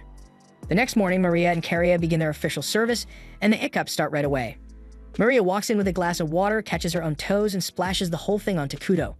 Karia quickly offers a cloth, apologizing for her sister's slip, because this is not the only time something like this shit has happened. But Takuto calmly says it is fine and that he is not angry. Moments later, Atu enters, disappointed to see that Maria has botched another simple task, but Takuto asks her to go easy on them. Atu hates how often they fumble, yet if the king refuses to punish them, there is nothing she can do. She then reminds Takuto that he has a meeting on the schedule, and since they are his attendants, Maria and Karia are required to be present too, so they need to keep their manners tight. The council gathers soon after, and Emerald delivers the first report. She oversees construction, and with the palace finished, they now have a surplus of workers available. There is also a large stock of materials still in storage, so they are in a strong position to launch another project right away. Takuto and Atu back Emerald's recommendation and authorize construction of a clinic at once, since they urgently need a place that safeguards the health and safety of Minara's citizens. Emerald answers that she will mobilize crews immediately, and with building matters set for the moment, Atu asks to hear from whoever oversees resource collection. It turns out Emerald also carries that portfolio, which means they will likely need to expand staff soon. She reports that gathering food and raw materials is proceeding smoothly, and thanks to Takuto's assistance, they have been securing daily necessities the nation cannot produce on its own. However, that method burns through a great deal of Takuto's mana, so alternative supply routes must be found soon. Because leaning on emergency production this often is not perfect, but for now, it is a critical cost. Takuto answers without hesitation that they can keep leaning on him, then adds that they must prioritize buildings and research that raise his mana output so the burden eases over time. Atu then thanks Emerald for the grind and moves the agenda to magic research. Molter rises to deliver his report. He has successfully devised military magic. But at the moment, he alone can wield it, but with enough practice, he is confident his subordinates will learn to do the same. And they may even be able to cast stronger spells by tapping the palace's supply of ruined mana. But since Takuto has made it clear he does not intend to start wars, opportunities to use that power should be rare. But for now, Atu instructs Molter to concentrate on the 6 major elements in the magic skill tree, because those branches will best support national development. Then Atu asks Nagi for the army update, and he reports that their forces currently field 5 scout bugs, and most of their time has gone into mapping the unknown reaches of the accursed land. The terrain outside the forest is largely open plains, which lets them probe that region with a lower chance of being seen. Even so, stealth remains a top priority for Minara right now, so the scouts are operating under strict limits on how far and how boldly they can range. Atu says it is fine since they already have a thorough survey of the forest in hand, then tells Nagi to put the scouts on routine sweeps along the woodland perimeter. He asks if she truly wants every bug shifted to patrol duty, and she can read the worry about their current fighting strength. She answers that she alone can swat any threat that shows up, and on top of that, she and Takuto have already settled on creating a new hero, and Takuto adds that they will go ahead and summon Ezla after all. Takuto then asks whether all the prerequisites have been gathered, so Molter reports that timber and rations are stocked and ready, though the heavy mana cost is still an issue. After plenty of back and forth and a little compromise, the council wraps and Takuto feels quietly proud of how well everyone is carrying their load. He then heads toward the throne chamber, papers in hand, when Maria bumps into him and sends the meeting documents skittering across the floor. Karia bows, apologizes for her sister, and hurries to help gather the pages, only for the two of them to tub the same sheet and tear it clean in half. They glance up, bracing for a scolding, but Takuto simply tells them it is all right and takes his seat without raising his voice. Maria steps closer and asks him straight if he is a bad person. By alignment, he counts as evil, so she follows by asking why he has not killed them yet. They have been bungling constantly and pulling mistakes that would get servants executed, yet he keeps sparing them, and they cannot comprehend why. So Takuto asks what they think separates a good person from a bad one. Maria answers that a good person only does good deeds and a bad person only does bad, but he tells her that is only half true. A good person must keep choosing the right thing, so they do not lie, they do not steal, and they do not kill without cause. But a bad person does not have to do the worst thing every time because they act out of self-interest and do what they want, whether others like it or not. In his case, what he wants is to treat them gently, so there's nothing wrong with letting small mistakes slide. And he adds that he already noticed they have been staging some of those blunders on purpose to try to make him furious. The sisters finally confess that all the mistakes were deliberate. They kept poking at boundaries, hoping he'd lose his temper and end them because in their heads, what they did means they don't deserve to keep living. Takuto understands why self-forgiveness feels unreachable after something like that. He can't truly stand in their shoes, he's certain their mother chose that sacrifice so her daughters would continue, not vanish. He tells them plainly that they are free, and the truest way to honor her choice is to live fully, not shrink into guilt. The road ahead will be rough and uneven, and some days will ache more than others, but he promises to stay beside them at every single step and shoulder what he can. The sisters crumble, tears pouring as they wrap him in a tight embrace, clinging until the storm in their chests eases. A few hours later, Atu walks in and finds both girls asleep across Takuto's throne. A tiny flash of jealousy pricks her, but business comes first, and she reports to him that the survey on the nearby city is done. The nearby city is called Dragonten, and it belongs to Fonkaven, a neutral nation where multiple races live side by side. So Takuto thinks that this diversity should make talks and trade more manageable with them. But he also flags a concern because Dragonten sits way off the trade path, and that location worries him. Atu explains the reason for that location. There's a dragon vein mine beneath the area, and those veins are prized since they naturally generate mana. Strategically, securing such a source early would be huge, so she recommends moving to safeguard it as soon as they can do so wisely. But the report also notes that Dragonten is currently under assault by barbarian groups like ogres and goblins, and the defenders are clearly struggling to hold the line. Takuto asks whether the city has received any backup from its homeland, and as far as Atu can tell, no reinforcements have been dispatched, so conditions are improving, and if anything, they're sliding. Given that picture, he assumes refugees are already on the roads. If Minara opens its gates and shelters those people, they can strengthen their population while building goodwill with Dragonten, and down the line, that partnership could place the Dragon Vein mine within Minara's reach. Takuto then orders Atu to assemble an envoy at once, but on the road to the city, Atu's party runs into a band of beastkin in the middle of the wilds, and the tension spikes. Tonukapali, their leader, is terrified of Atu and the others, since a darkness so dense its visible clings to them. She works hard to keep things calm because her men are so petrified they might lash out at the two in fear, and that could get everyone eliminated. Atu is still under strict orders to keep Minara a secret, so she is preparing to erase every witness on the spot. Yet Pepe is too oblivious to grasp the danger she represents, and he casually asks her name and strikes up a conversation, a move so brazen and foolish that it catches Atu off guard and makes her stay her hand for now. In time, the two groups manage to reach an understanding, and Atu learns that Tonukapoli's party is actually an envoy from Dragonten. That turns out to be a lucky break since it saves her the trip, so she invites Tonukapoli and her people to come meet the king of Minara. Tonukapoli is a little on edge since any king who can command someone as vigorous as Atu is bound to be frightening. And when she finally meets Takuto, it is worse than she imagined because all she can perceive is an endless gulf of darkness, so she's really starting to regret the choice she made before. Then we see that before they cross paths with Atu, the group had been attacked by a giant out in the barren lands. So Pip, one of the staff bearers, used grass magic to locate the giant and drag it down. Sadly, with brain power apparently stuck in the single digits, he doesn't think things through, so instead of finishing the damn job, he stands on its chest and starts demanding applause for his magic. And predictably, the giant tears free and flings Pape aside. But just before it can crush him, Tonukapoli steps in and weaves grass and earth magic together, pinning the giant hard against a rock, then tells her men to kill it. Tonukapoli then turns around and smacked the shit out of Pape's head, and told him to quit acting like a damn fool, because as the lone junior staff bearer, people's lives may one day hinge on his choices. Pape says he will try his best, yet he plainly fails to grasp how serious his role is. If giants keep battering Dragonten, it is only a matter of time before the city is wiped out, and they have no clue what is provoking the attacks in the first place. Their lone lead is a rumor about a calamity surfacing in the accursed lands, so Tonukapoli said she planned to investigate and drill a little responsibility into Pape while she was at it. She dragged him along, and now she regrets that choice because one wrong move from him could get them all executed. Soon after, Peg blurts out and asks Takuto to be friends, and Tonukapoli panics, and speaking so brazenly to a king could merit execution. She apologizes and tries to cover for his outburst, but to her shock, Takuto actually seemed pleased by the offer and says he would be happy to be friends with him. Afterward, a welcoming banquet is prepared for Pepe and Tonukapoli's party, and once everyone takes their seats, Maria and Karia bring each of them a glass of apple juice. Tonukapoli sips and is astonished because she has never tasted anything this good, and the quality of the glassware here surpasses the work of the finest artisan on the continent. Pepe loves the juice too, so he asks Maria for another pour, and before the extra drink even arrives, he bounds out of his chair and starts praising Maggie for his massive muscles. Then he goes to show off his magic to Moltar, and everyone lets him do as he likes, since Takuto seems fond of him. Takuto is struck by how effortlessly social Pepe is in any situation, and he is glad they managed to become friends, but he has never actually had a friend before and does not quite know what friends are supposed to do together. Then, while Tonukapoli scolds Pepe, Takuto caught his attention and asks whether he would like to play a game. The room falls silent for a moment because no one expected those words, and Takuto begins to feel awkward. Then Pepe cheerfully agrees to play with him, so the two of them sit down together to play. They start with a game Pepe invents on the spot, where each of them takes a single blade of grass and they tug against each other to see which strand snaps first. Tonukapoli fears Takuto might feel slighted by such a simple pastime, yet he's clearly having a great time.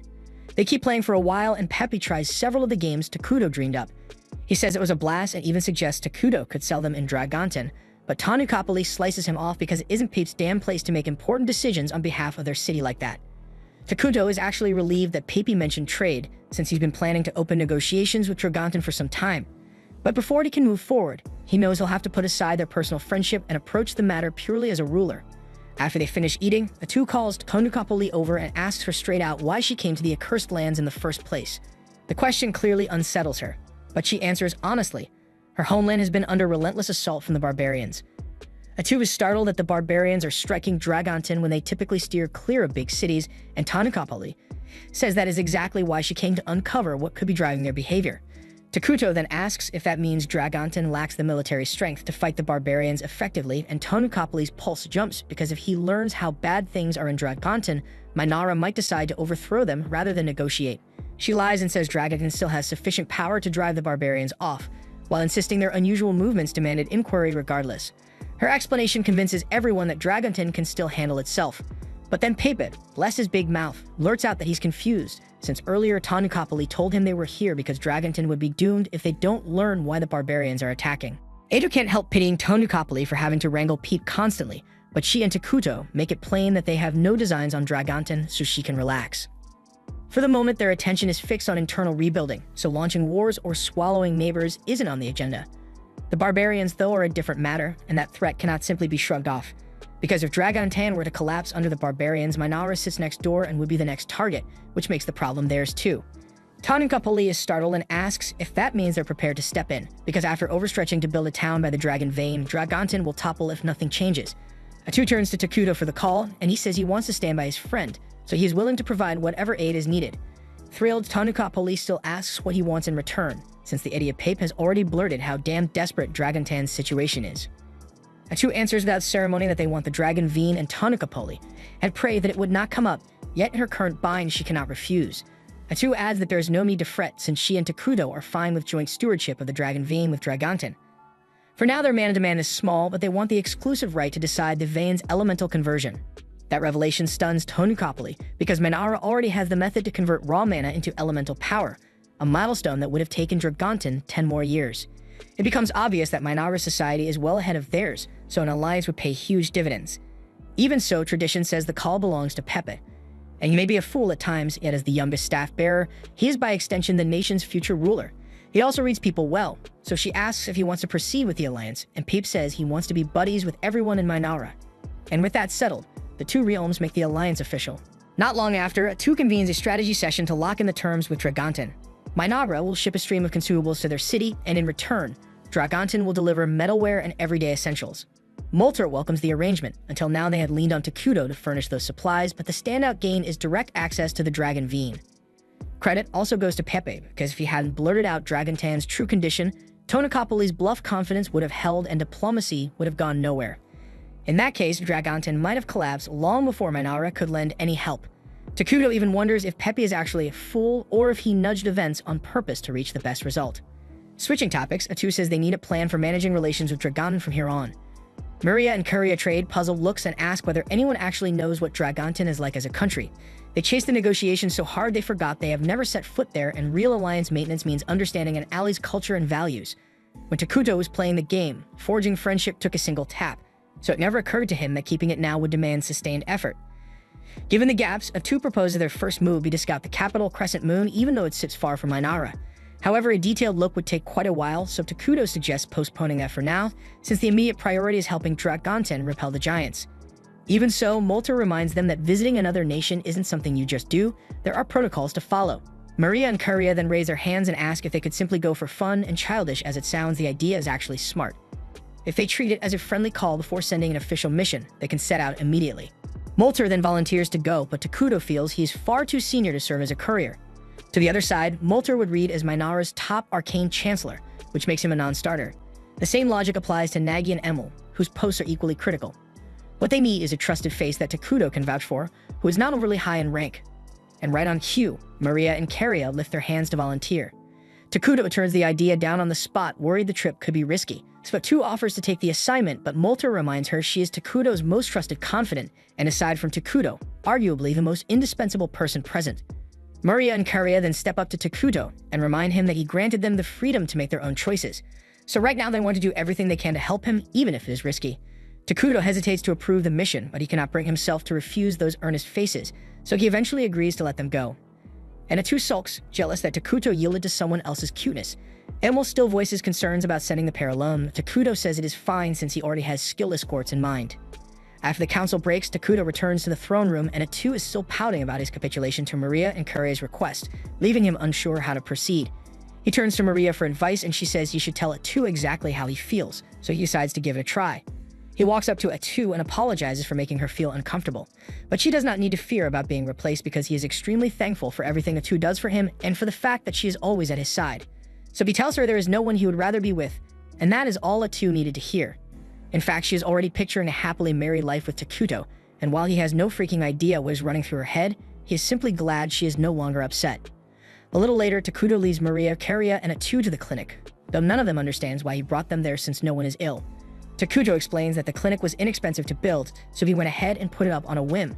But since Maria and Curia will soon head out on a mission, he figures he may as well assign the new plague doctors he created to escort them as protectors. Takuto then opens the door and presents the new doctors, explaining to Maria and Curia that these individuals weren't just skilled in treating wounds and curing ailments, they were also fully trained to fight and defend them during their journey. A2 stepped forward, formally assigning the medics to act as bodyguards during their expedition to Dragonton. Beyond protection, their mission also included observing the local customs and learning as much as they could about the region's way of life. The medics responded with eagerness, promising to integrate smoothly into human society and absorb as much knowledge as possible. Takuto, pleased by their energy, decided to reward their enthusiasm early. He announced their new names, Ichiro, Jiro, and Saburo. The three were thrilled to receive official titles and expressed their gratitude with excessive excitement, so much so that both Takuto and A2 began second-guessing whether they were the right picks for such an important job. Curia didn't seem too impressed either, but Maria is clearly enjoying the chaos and plays along with their over-the-top behavior. Elsewhere, deep within the city of Dragonton, the mayor, a high-strung elf named Antic, was reaching her breaking point after days buried under endless paperwork. She'd accepted the mayoral role hoping to escape the stiff politics of elven society and maybe find a decent guy to settle down with. Instead, she'd ended up with chronic back pain from sitting too long, a growing dependence on alcohol, and a crushing workload. And just to make things worse, she'd recently been informed that she was expected to collaborate with a mysterious group known as the Forces of Darkness, specifically some unknown nation called Minara. Right as she was mid-rent, a knock came from her office door, making her jump. In her frustration, she snapped and told her assistant to leave her alone. Realizing she overreacted, she quickly composes herself and asks what's going on, and her assistant reports that some individuals were waiting to speak with her. Antic asked if they had an appointment, and they didn't, so she scoffed and said her time was far too important to waste on unannounced visitors. But when the assistant mentioned that the guests were representatives from Minara, Antic immediately changed course. Understanding the weight of the visit, she sprang into action, prepared some tea, and headed off to meet Maria and Curia face to face. When Antic arrived at the designated meeting room, she presented herself as Dragonton's mayor and gave her guests a formal welcome. However, the three dark-cloaked figures standing silently behind Maria and Curia immediately unsettled her because she hadn't expected them. She couldn't help but question what Tonikapoli had been thinking when arranging a deal with people like this. Still, it was her duty to handle the situation, so she composed herself, took a seat, and thanked them for making the long journey. Maria and Karia then introduced themselves as official envoys of Minara, and Antic responded with polite compliments, acknowledging their manners. But beneath her composed expression, she was far more focused on the fact that they're dark elves, and that alone would have been enough to make her wary. She also found the trio standing behind them suspicious and silently guessed they were elite assassins. Still, she buried her doubts and continued the meeting with a friendly attitude. She apologized for not arranging a proper reception, explaining that their arrival was unexpected, but Maria and Karia assured her that it wasn't an issue. As Antic reflected, she remembered something Tonukapali had mentioned before: 2 dark elf twins being personally trained by the king of Minara, marked as future leaders. Now that they were sitting directly across from her, she felt her nerves spike. One wrong move and she could be responsible for sabotaging Dragontin's diplomatic future. Trying to stay calm, she asked what brought the pair to her city. The question caught Karia off guard since their visit wasn't tied to any official mission, and she struggled to come up with a response. Before the silence grew awkward, Jiro stepped forward and explained that they had come at the invitation of staff bearer Pebe, who had invited them for a visit. He clarified that this was a cultural exchange, more like students on a study tour, and not a formal diplomatic trip. Antic felt a wave of relief. If this wasn't the beginning of any official negotiations, and the pressure was far lower. That made things much easier to handle, but even so, she knew she still had to be cautious not to offend them because one misstep could cause serious fallout. So she smiled and told Maria and Karia they were more than welcome to stay as long as they liked. In fact, she offered to personally show them around the city if they were interested. When the twins asked if that was really all right, Antic reassured them that she knew the city better than anyone and would make an excellent guide. Deep down, she hoped this would help strengthen Dragontin's ties with Minara, and truthfully, it also gave her a perfect excuse to escape her mountain of paperwork, and there was no way in hell she'd pass up a chance like that. The group then sets off into the city, with Antic enthusiastically taking the lead and spending the entire day giving Maria and Karia a full tour of Dragontin. The outing went smoothly, and the atmosphere between them was lively and pleasant. At the same time in Minara, Takuto was swamped with documents of his own, buried under endless administrative work. Even so, he made time to monitor the twins' progress, and seeing that Maria and Karia were enjoying their visit brought him some relief. That evening, after returning to their accommodations, Antic politely took her leave. Once alone, Maria and Karia began reviewing everything they had observed throughout the day. Karia asked for Maria's impressions of the city, and Maria noted that the general mood among the townspeople felt tense. The overall sentiment was one of fear, concerns about food shortages, rumors of an impending enemy assault, and a sense of abandonment. The medics were surprised by how much Maria had picked up, especially since they hadn't seen her interacting with anyone directly. But Maria had a natural ability to read the emotions and atmosphere of others, and her insights were rarely wrong. The trio was impressed, though confused when Jiro remembered something odd. He reached into a pouch and handed Maria a small bag.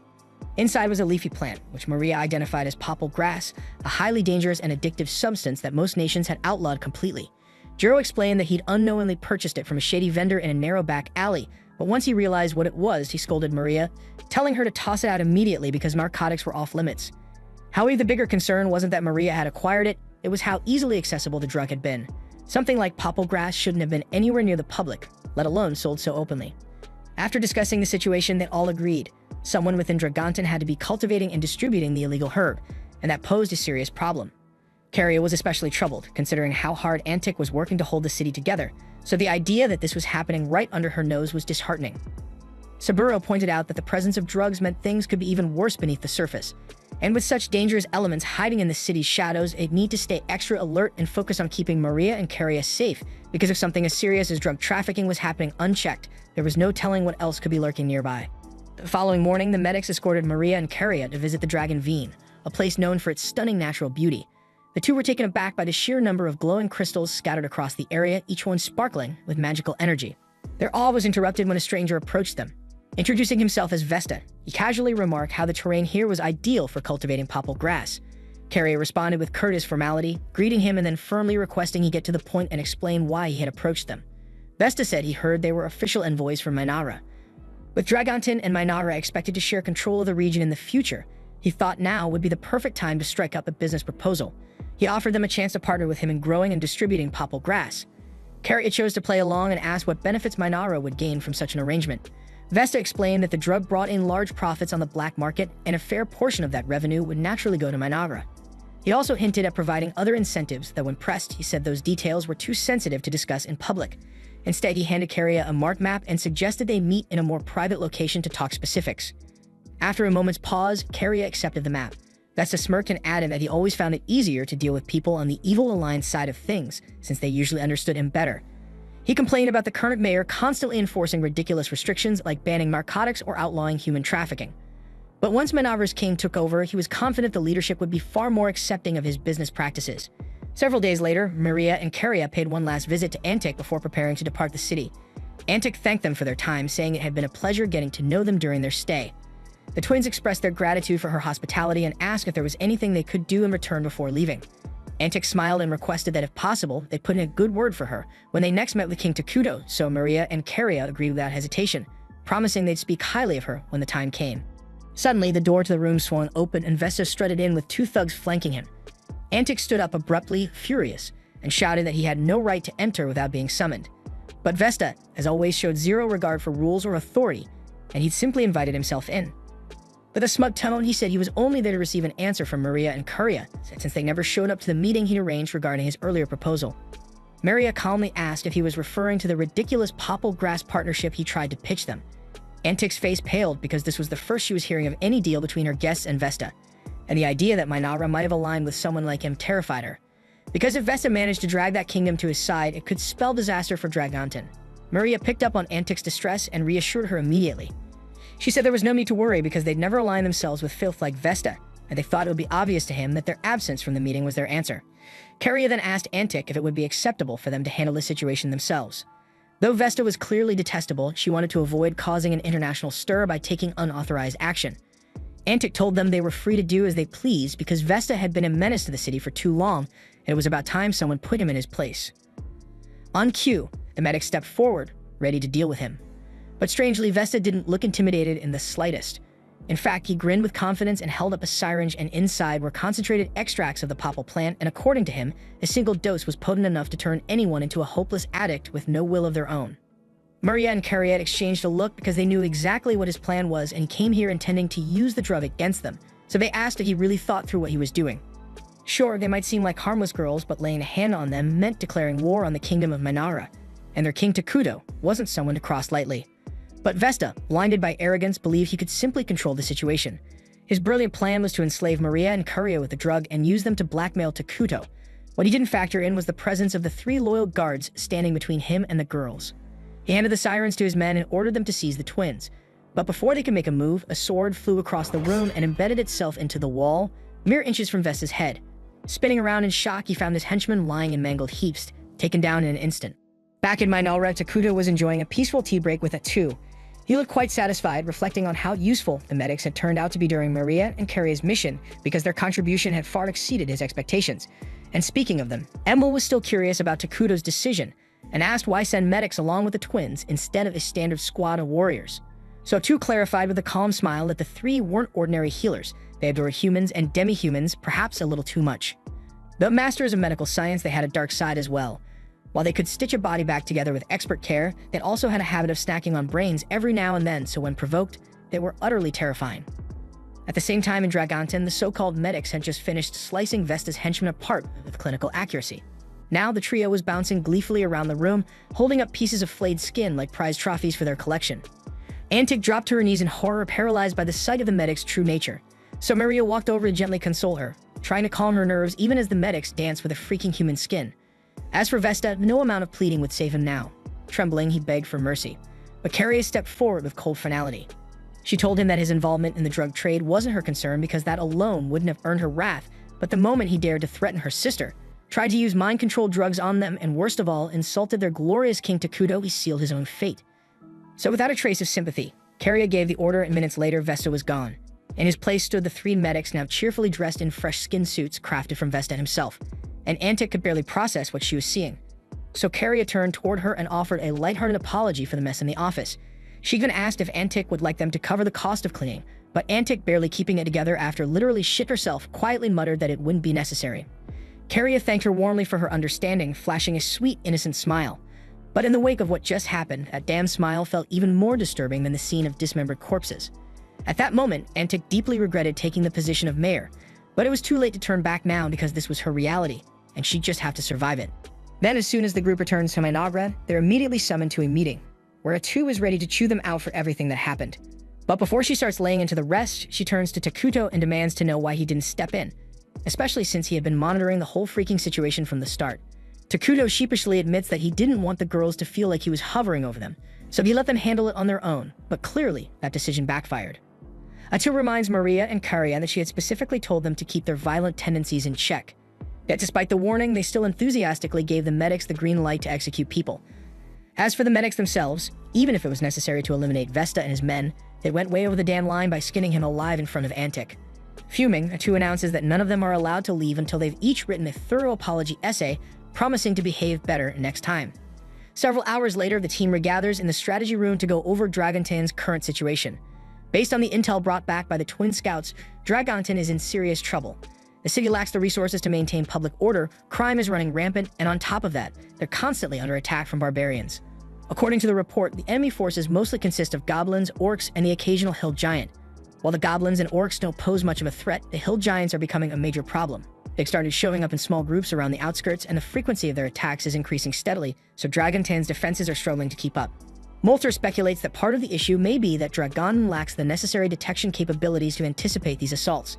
Normally, the sharp instincts of beastmen would help catch enemy movements early, but their scouts are likely overwhelmed and burned out from the non-stop battles. Regardless, if nothing changes soon, Dragontin is likely to collapse. So Navi suggests dispatching a substantial force from Minara to reinforce the city's defenses. Emil agrees that Dragon needs help, but she's hesitant about splitting up Minara's manpower.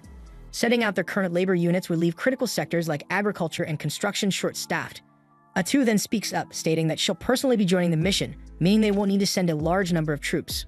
The others are caught off guard by Atu's decision, but given her ability to absorb skills from enemies, it makes perfect sense that she'd want to be on the front lines. Since she'll be away, someone needs to handle her day-to-day responsibilities, so Molter steps up and offers to take over the administrative workload. And Nagi follows up by volunteering to manage national defense in her absence. But the moment Emil hears that, her expression shifts to concern. Up until now, Minara's entire defense strategy has heavily leaned on Atu being around, and with all due respect, Nagi by himself isn't exactly an impenetrable wall if the nation ends up under siege. Nagi doesn't argue because she's got a point, but thankfully, Takuto had already anticipated this.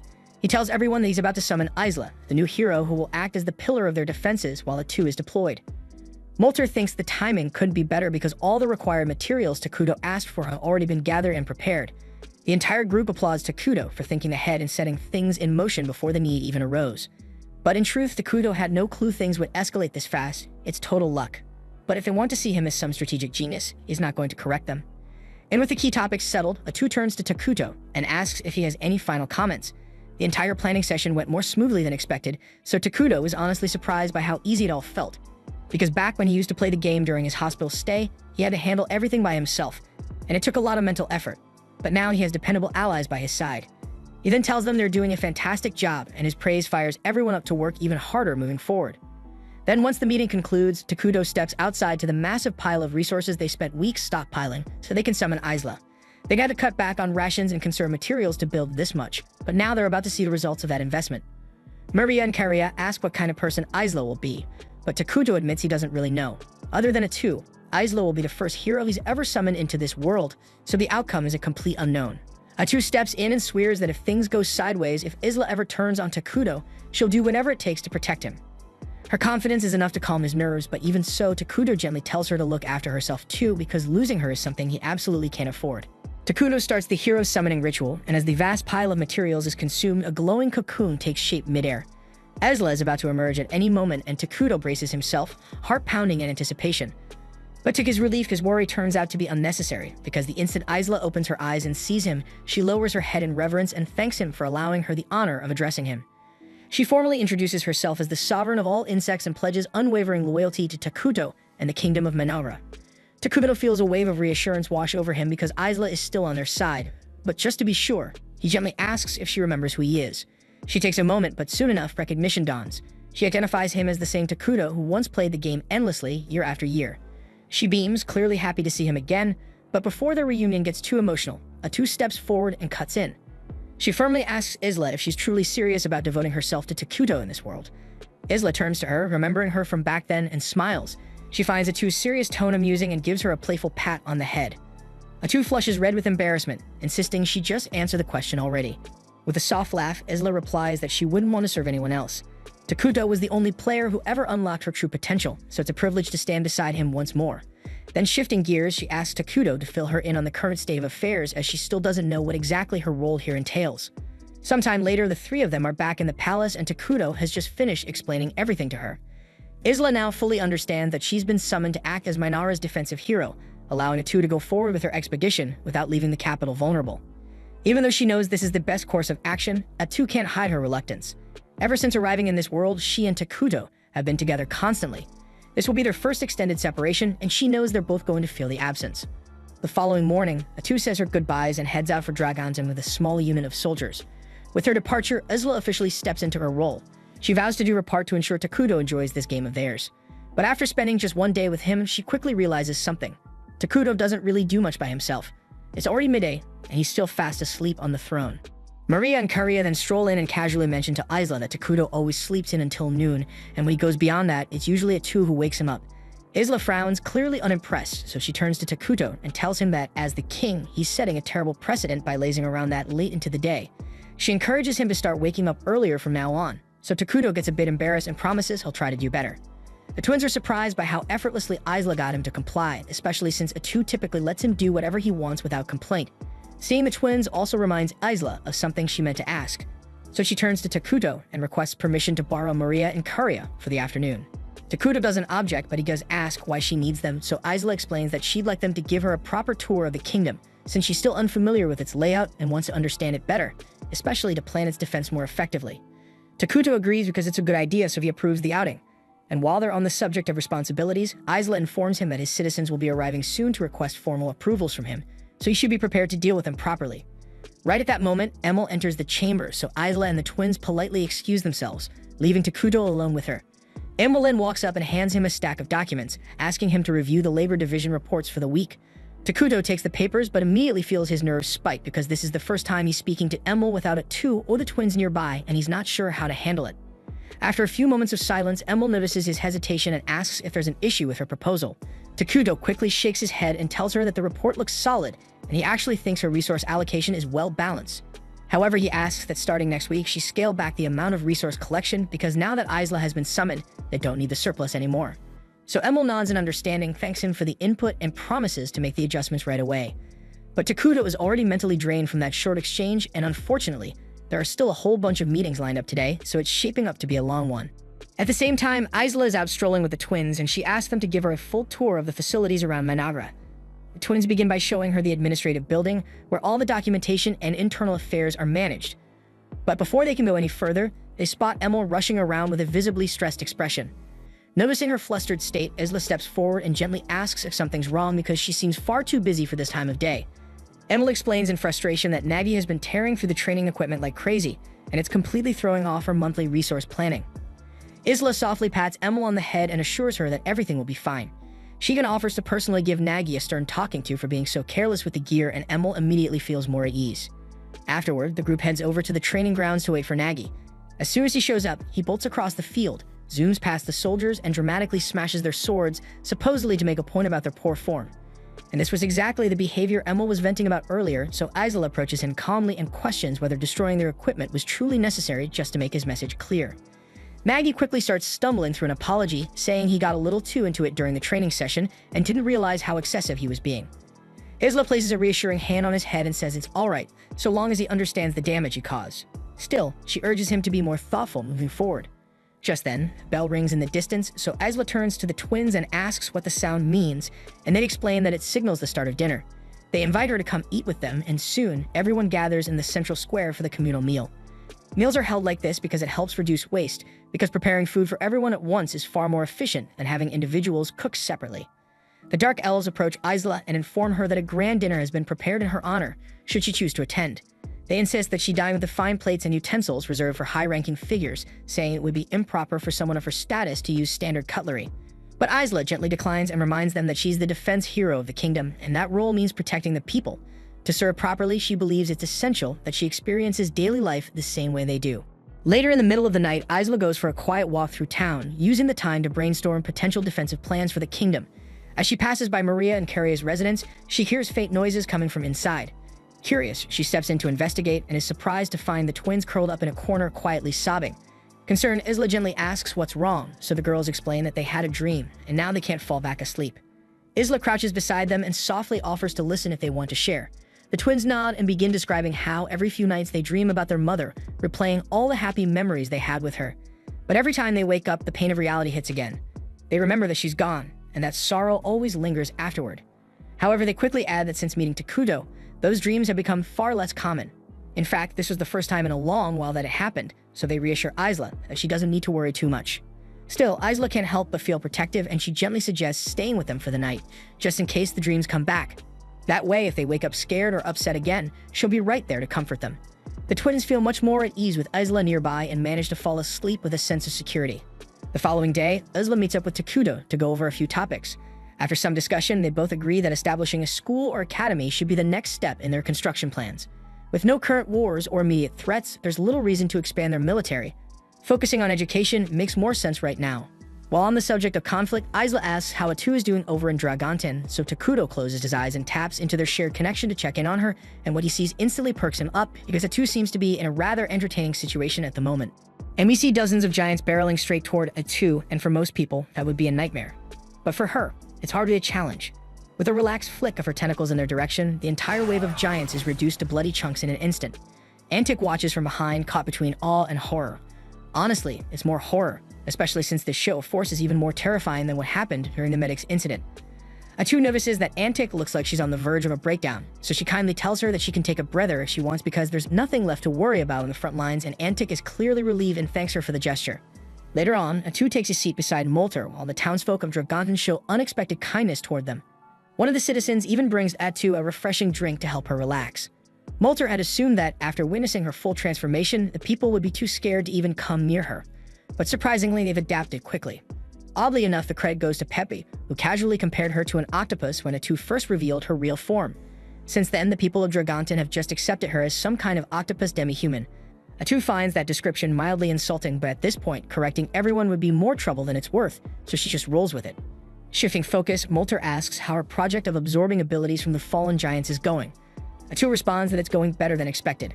The skill sets these giants possess turned out to be far more impressive than she initially imagined, so she's gotten a lot of mileage out of them, though she still can't figure out how they even gained those skills to begin with. Right then, Atu picks up on something unusual. Her gaze shifts toward the horizon, where she spots a lone giant making its way toward the city.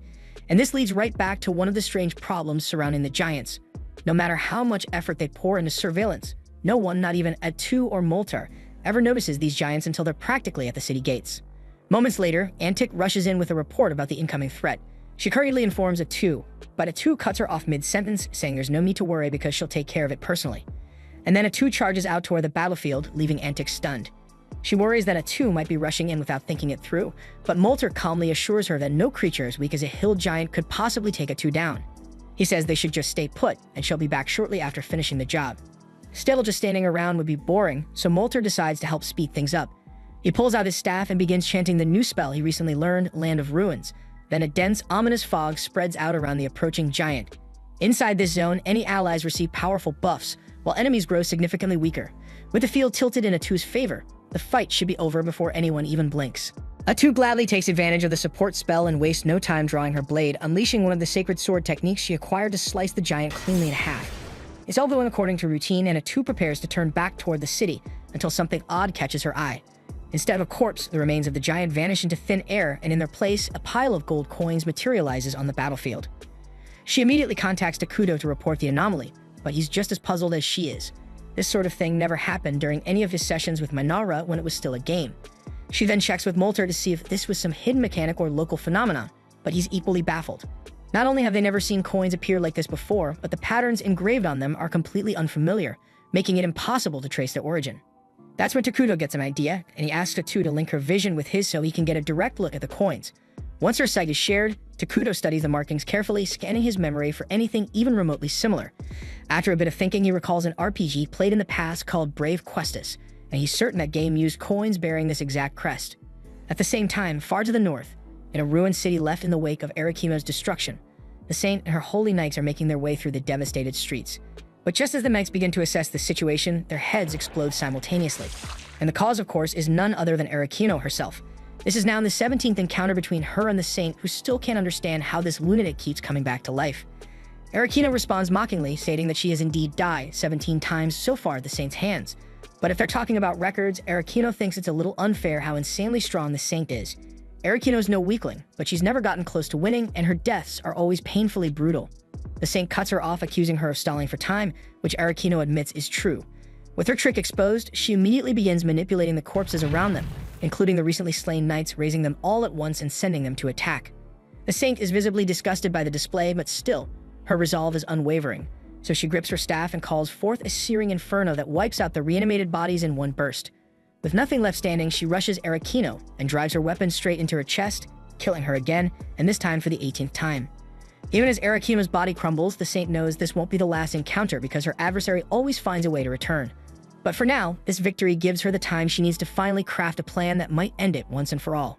At the same time, back in Dragonton, an enormous force of giants has suddenly emerged near the outskirts of the city, and the guards stationed on the walls are in full panic. None of them have ever witnessed such a massive horde of giants gathered in one location before. At this point, Takuto has come to a realization that the army attacking Dragonton must have originated from the world of Brave Questas, a game where players assume the role of a hero destined to defeat the Demon Lord. The lack of any warning signs before the giants show up now makes sense, considering that enemy encounters in that game were completely random. Isla had always considered the possibility that they'd eventually face opponents who were summoned into this world just like they were, but she never once imagined that those enemies would come from a completely different game genre. The structure and mechanics of Eternal Nations are drastically different from those of Brave Questas, but Takuto has first-hand experience with both titles, so he already knows exactly what needs to be done. On a ridge overlooking the city, the two masterminds behind the siege, Flamin and Ice Rock, are busy discussing their next move. It turns out they've been given total freedom to use any means necessary to conquer territory in the name of the Demon Lord. Since their arrival in this world, they've been incredibly lucky because all the goblins and giants nearby joined their demon army without resistance, giving them a sizable force to use in their campaign to dominate the land. Still, as Ice Rock reflects on things, he remembers that their entire lives used to revolve around conquering the game world of Brave Questas before being dragged into this new reality. Now that they're here, is it really worth abandoning everything they built in the old world to take over this one? The thought lingers for a moment, but Flamin couldn't care less because deep thinking isn't his thing. He tells Ice Rock that the only thing that matters now is obeying the Demon Lord's will. And with that, the two prepare to bring destruction to Dragonton and flood the land with despair. At Ice Rock's command, the horde of monsters surges forward toward the city, and then he asks Flamin if he plans to join the battle. But Flamin waves him off, saying he'll sit this one out and leave the glory to Ice Rock. Grateful, Ice Rock leaps down onto the field, eager to lead the assault, while Flamin stays behind to begin executing his side objective for this mission. Down below, Ice Rock rallies his troops and instructs them to raise the city. But before the siege can fully begin, a dense, dark smoke spreads across the battlefield. And the moment it settles, the monsters begin coughing and wheezing, choking on the toxic air. Ice Rock and his mage assistant are taken aback because they've never seen a magical effect like this before. But judging by how the neutral creatures are suffering while those of evil alignment, like Ice Rock and the mage, are becoming stronger, the assistant quickly deduces that the spell must be tailored specifically to empower dark-aligned combatants. Then at that moment, one of the two's tentacles pierces clean through the assistant mage's torso, ending him on the spot. With him out of the way, her focus shifts to Ice Rock. Takuto makes a brief remark about a warrior tied to ice, which leads A2 to assume that Ice Rock must be one of the 4 top generals serving under the Demon Lord. Ice Rock, now visibly agitated, demands to know how she uncovered his identity so quickly, and A2 casually explains that she's a hero unit from the game Eternal Nations, acting under the divine will of her magnificent ruler, King Takuto. And honestly, there's no point in dragging the conversation out because she intends to eliminate every last one of them anyway. Back near the city's defenses, Antic rallies the troops and instructs them to release a volley of arrows at the incoming horde. But the result is so underwhelming that she immediately scraps that idea and commands everyone to begin evacuating the city. Right then, Molter arrives and can't help but chuckle at Antic for already thinking of retreat, but she argues it's the only choice left. For now, his enchantment has slowed the enemy's advance, but it's only a matter of time before it wears off. And once the army reaches their gates, there's no way in hell they're holding it back. Molter understands her fear, but he tells her she has nothing to worry about. A2 is already out there, tearing through the enemy, and as long as she's on the field, they can't lose. And soon enough, she'll remove the enemy's commander from the equation, and without their general, the monster troops will collapse into chaos. Then from there, Dragonton's soldiers should be able to clean up the rest without much issue. Antic is shocked by how composed Molter is in the middle of a situation this dire. But when she looks toward the front lines and sees A2 shredding through the enemy like a force of nature, it all makes sense and everything Molter said was true. And now she's left wondering just how terrifyingly powerful a nation of Minara really is. Meanwhile, Ice Rock is being completely humiliated. A2 weaves through his strikes with ease, eliminating enemy units left and right as if this were a game to her. Ice Rock is at a loss because he hasn't even landed a single hit, and yet she's dominating the entire fight. But what he doesn't realize is that she's following the battle strategy Takuto devised. See, Brave Questas operates on a roleplay-focused combat system built for small skirmishes, while Eternal Nations is a civilization-level strategy sim. That means warriors like Atu can engage across vastly larger zones than anyone coming from brave Questus could ever imagine. Ice Rock shouts at Atu, demanding to know why she's even bothering to get in his way. He points out that she's clearly from the evil faction, so she should naturally be on his side, helping the Demon Lord take over the world. Honestly, there was a time when Atu and Takuto considered going the world domination route, but they dropped it pretty fast because it sounded like way too much effort. Atu's already drowning in paperwork just running one kingdom, so why the hell would she want to manage the entire world on top of that? The mention of paperwork completely loses Ice Rock, who didn't even know such a thing existed. So Atu asks him how he planned to run the world after conquering it. She chuckles and says he probably came straight out of one of those RPGs where nobody bothered writing a backstory for the mid-boss. Ice Rock has no clue what RPG even means, so Atu tries to jog his memory by reminding him how many times he's probably been obliterated by some random hero over and over again in a game. She tells him he's nothing more than a filler mid-boss meant to lose, and as much as she'd love to say she relates, she can't really sympathize with a walking loser like him. All the while, she's deflecting his strikes like it's nothing. Ice Rock starts to lose it and screams that he'll crush anyone who stands against his great demon king, but Atu just laughs and says the only real ruler here is Takuto, the supreme leader of Manara. Then she notices that Ice Rock is charging up an attack, and she thinks to herself how silly he must be if he expects to land such a predictable blow. But as she tries to step back, she suddenly realizes her feet won't move because he's frozen them solid with frost. She didn't see that coming, and now she's wide open as Ice Rock's axe comes swinging down. The hit actually lands, and it seriously messes her up. Ice Rock feels like a champion for finally doing real damage. But just a few seconds later, Atu rises back to her feet and immediately kills him without breaking a sweat. She feels annoyed that she let such a weakling get a hit in, but her body regenerates so fast that the wound's gone before it even matters. Still, she starts ranting about how ridiculous that ability was and how exactly is anyone supposed to avoid a move that literally locks you in place right before the hit lands. But when she checks the skill description after stealing it, she finds out it literally guarantees a hit, so there was nothing she could have done to avoid it. Now that he's dealt with, she tries contacting Takuto to send her status report. But the moment she reaches out, a cold chill runs down her spine as she learned that multiple hostile forces have surrounded Manara. Elsewhere on the continent, the Demon Lord from brave Questus is hard at work building his fortress, surveying the lands of this unfamiliar world he's determined to dominate. Meanwhile, back in Manara, a breathless dark elf soldier bursts into Takuto's study with urgent news. An enemy force is headed toward them, but Takuto already anticipated this and shows no signs of panic.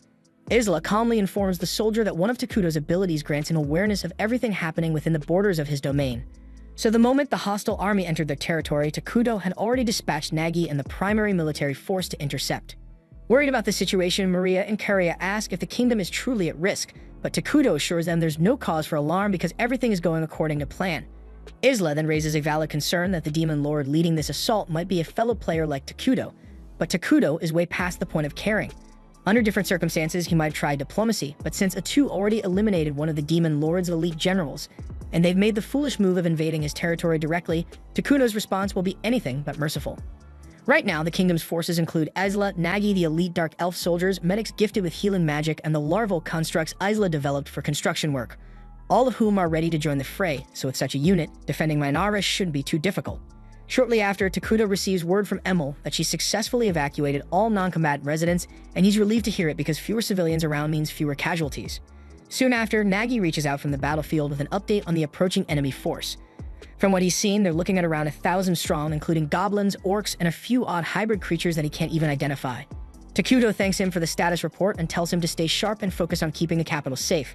It's a significantly larger force than he originally expected, and chances are one of the Demon Lord's remaining top generals is among them, so it's shaping up to be a serious confrontation. Thankfully, Minara's current supply reserve is healthy, and considering Takuto's in-depth knowledge of brave Questus mechanics, they have the upper hand. Isla assumes he intends to use their resources to summon new combat units, but to her surprise, Takuto informs her that he's pouring all of it into her. He tells her to reach the next tier as soon as possible and unlock both the predation and parasitive egg abilities. And once she has those under her belt, she'll be more than capable of tearing through the enemy ranks without breaking a sweat. Takuto explains he's already got a solid read on the power level of the 4 generals thanks to watching Atu's battle with the Ice General. Based on that, he believes Isla, now significantly powered up, should be able to handle one of them without much difficulty. Hearing that boosts Isla's morale, and she humbly thanks Takuto for placing that much trust in her. And with renewed determination, she promises to meet his expectations and heads out to join the battlefield. But before she takes off, Takuto gives her one last word of caution. He reminds her that the RP system is full of cheap, unfair mechanics, and a single unexpected trick could be lethal. Isla remembers the incident where something similar happened to Atu, so she assures him that she'll proceed with caution and won't let her guard down. That covers everything Takuto needed to go over, so Isla says her farewells to the twins and civilians, then lifts into the sky with purpose. At the same time, in a deeper section of the woods, a squad of flame-wielding demon soldiers advances toward Minara. The knight mutters about how strange it is that Flamen ordered them to split off from Ice Rock's forces to head into this eerie-looking forest. The mage accompanying him offers a theory that Flamen might have launched this mission without the demon lord's knowledge, and might actually be planning a betrayal in the near future. That stuns the knight, who asks what would drive Flamen to turn against his own leader. The mage explains that while most of them were abruptly summoned to this new world, Flamen and the demon lord had a completely different experience. He's just about to elaborate when something moving through the trees catches their attention. They stop marching and turn to see what it is, and soon a lone orc scout stumbles out from the underbrush, and at first they assume it's just one of their own units returning with intel. But as the creature steps into view, it becomes clear that something is deeply wrong. The mage warns it to stay back, and as the orc steps closer, they finally see it clearly. Its entire body is covered in throbbing, tumor-like bulges. The orc begs them for help, not understanding what's happening to him, but by then it's already too late.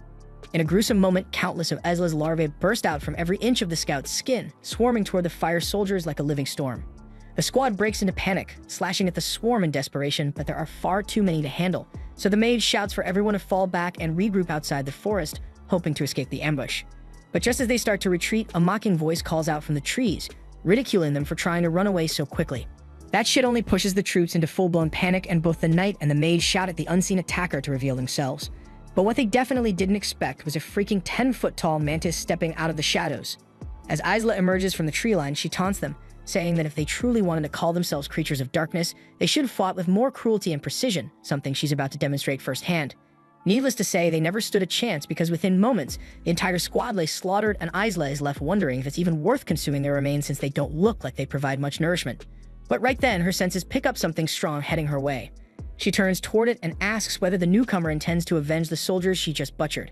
But Flamen admits that he doesn't give a damn about them, and he introduces himself as one of the demon lord's 4 generals. Isla perks up at that, genuinely pleased that one of the big shots came to her instead of making her track him down, which saves her some legwork. Flamen is startled that Isla knew he'd be here, but she calmly explains it was only logical. An army that large needed a commanding figure behind it, and once the commander falls, the rest are bound to scatter, just like what happened to Ice Rock back in Dragonton. That bit catches Flamen off guard because he didn't know Ice Rock had already been taken out so soon. Then again, he mutters that the fool never was very bright, so his downfall was only a matter of time. Isla interrupts and scolds him for trash-talking a comrade, but Flamen just smirks and says he never cared for Ice Rock anyway. He adds that Ice Rock was the weakest of the generals, while he himself is leagues beyond him in strength, so Isla had better not assume she'll take him down so easily. Isla just smirks at his confidence because she finds it kind of cute that he's already decided how this will end. But Flamen isn't bluffing, he truly believes he's far above her, and once he's finished turning her to ash, he says he'll personally march into Minara, tear her pathetic king off his throne, and put an end to him too. Up until that moment, Isla had been treating the conversation with casual mockery, but the instant Flamen insulted Takuto, the playful attitude vanished and was replaced with cold fury. Flamen notices the shift but scoffs, thinking it won't change a thing. He ignites his aura, leaps high into the air, and hurtles toward Isla, sparking the first clash of their battle. At the same time in the city, the twins keep watch outside Takuto's chamber while he focuses his abilities to monitor the battlefield. From what he can sense, Isla has just begun clashing with Flamen, but he's not the least bit concerned. They've already proven that Minara's heroes hit far harder than anything spawned by the RPE system.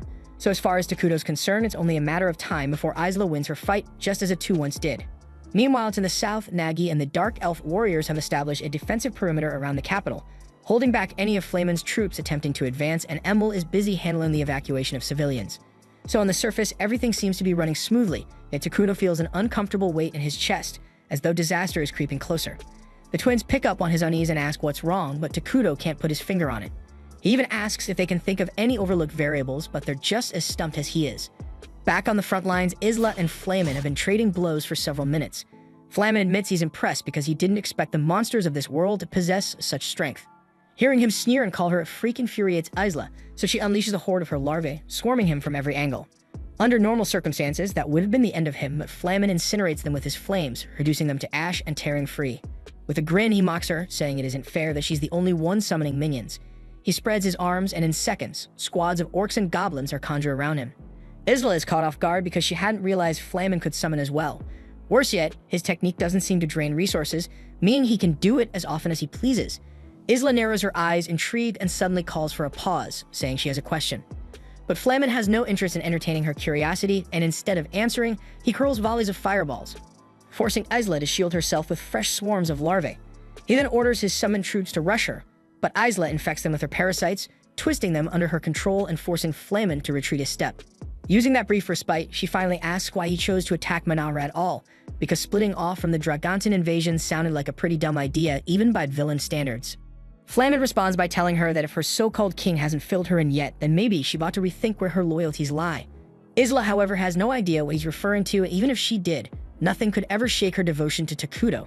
Flamen had expected that kind of answer, but actually hearing it out loud irritates him more than he expected, so he snarls and demands to know what she thinks her purpose is. With steady conviction, Isla replies that she is a champion of Manabra and a sworn servant of King Takuto. That response only makes Flamen angrier because he can't wrap his head around how she can speak the word servant with such pride. And then it clicks. Isla chose her loyalty willingly and serves Takuto because she wants to, and that freedom makes her stronger. He, on the other hand, is bound by the Demon Lord's command whether he likes it or not because that's how his world was coded and he despises it. But he clings to one belief: if he carries out his mission and wipes out everyone here, he'll finally be released from his chains. As he declares this, he unleashes the full extent of his power. For the first time, Isla realizes that Flamen's entire struggle stems from a desire for freedom, and though she feels a flicker of pity, it doesn't change a thing. Flamen then hurls a roaring tide of fire across the skies, chasing her relentlessly. One blast strikes her dead on, and he's convinced it's over. But to his frustration, Isla emerges unharmed, having shielded herself in a hardened cocoon. She calmly tells him that if he really wants to bring her down, he'll have to do far better than that. In the next instant, Flamen unleashes a rapid barrage of fire, but Isla dodges with ease until his mana burns out completely, leaving him wide open. Seizing the chance, she slashes him deep across the chest. As the wound takes its toll, Flamen realizes this is the end. His thoughts drift back to that strange being who spoke to him and the Demon Lord before they were summoned here. It had promised him freedom if he destroyed this entire world. But now, bleeding and broken, he accepts that a puppet like him was never capable of fulfilling such an impossible task. Still, surrender isn't in his nature. Moments later, Isla's blade cleaves him in two, and Flamen is finally defeated. She immediately tries to contact Takuto to report her victory, but the link suddenly cuts off. Maria and Karia then appear before her out of nowhere, leaving Isla completely confused. She orders her larvae to form a defensive line around the twins, but at that very moment, the dead Flamen begins to smile. This was the end of episode 11. Subscribe to not miss the next episode.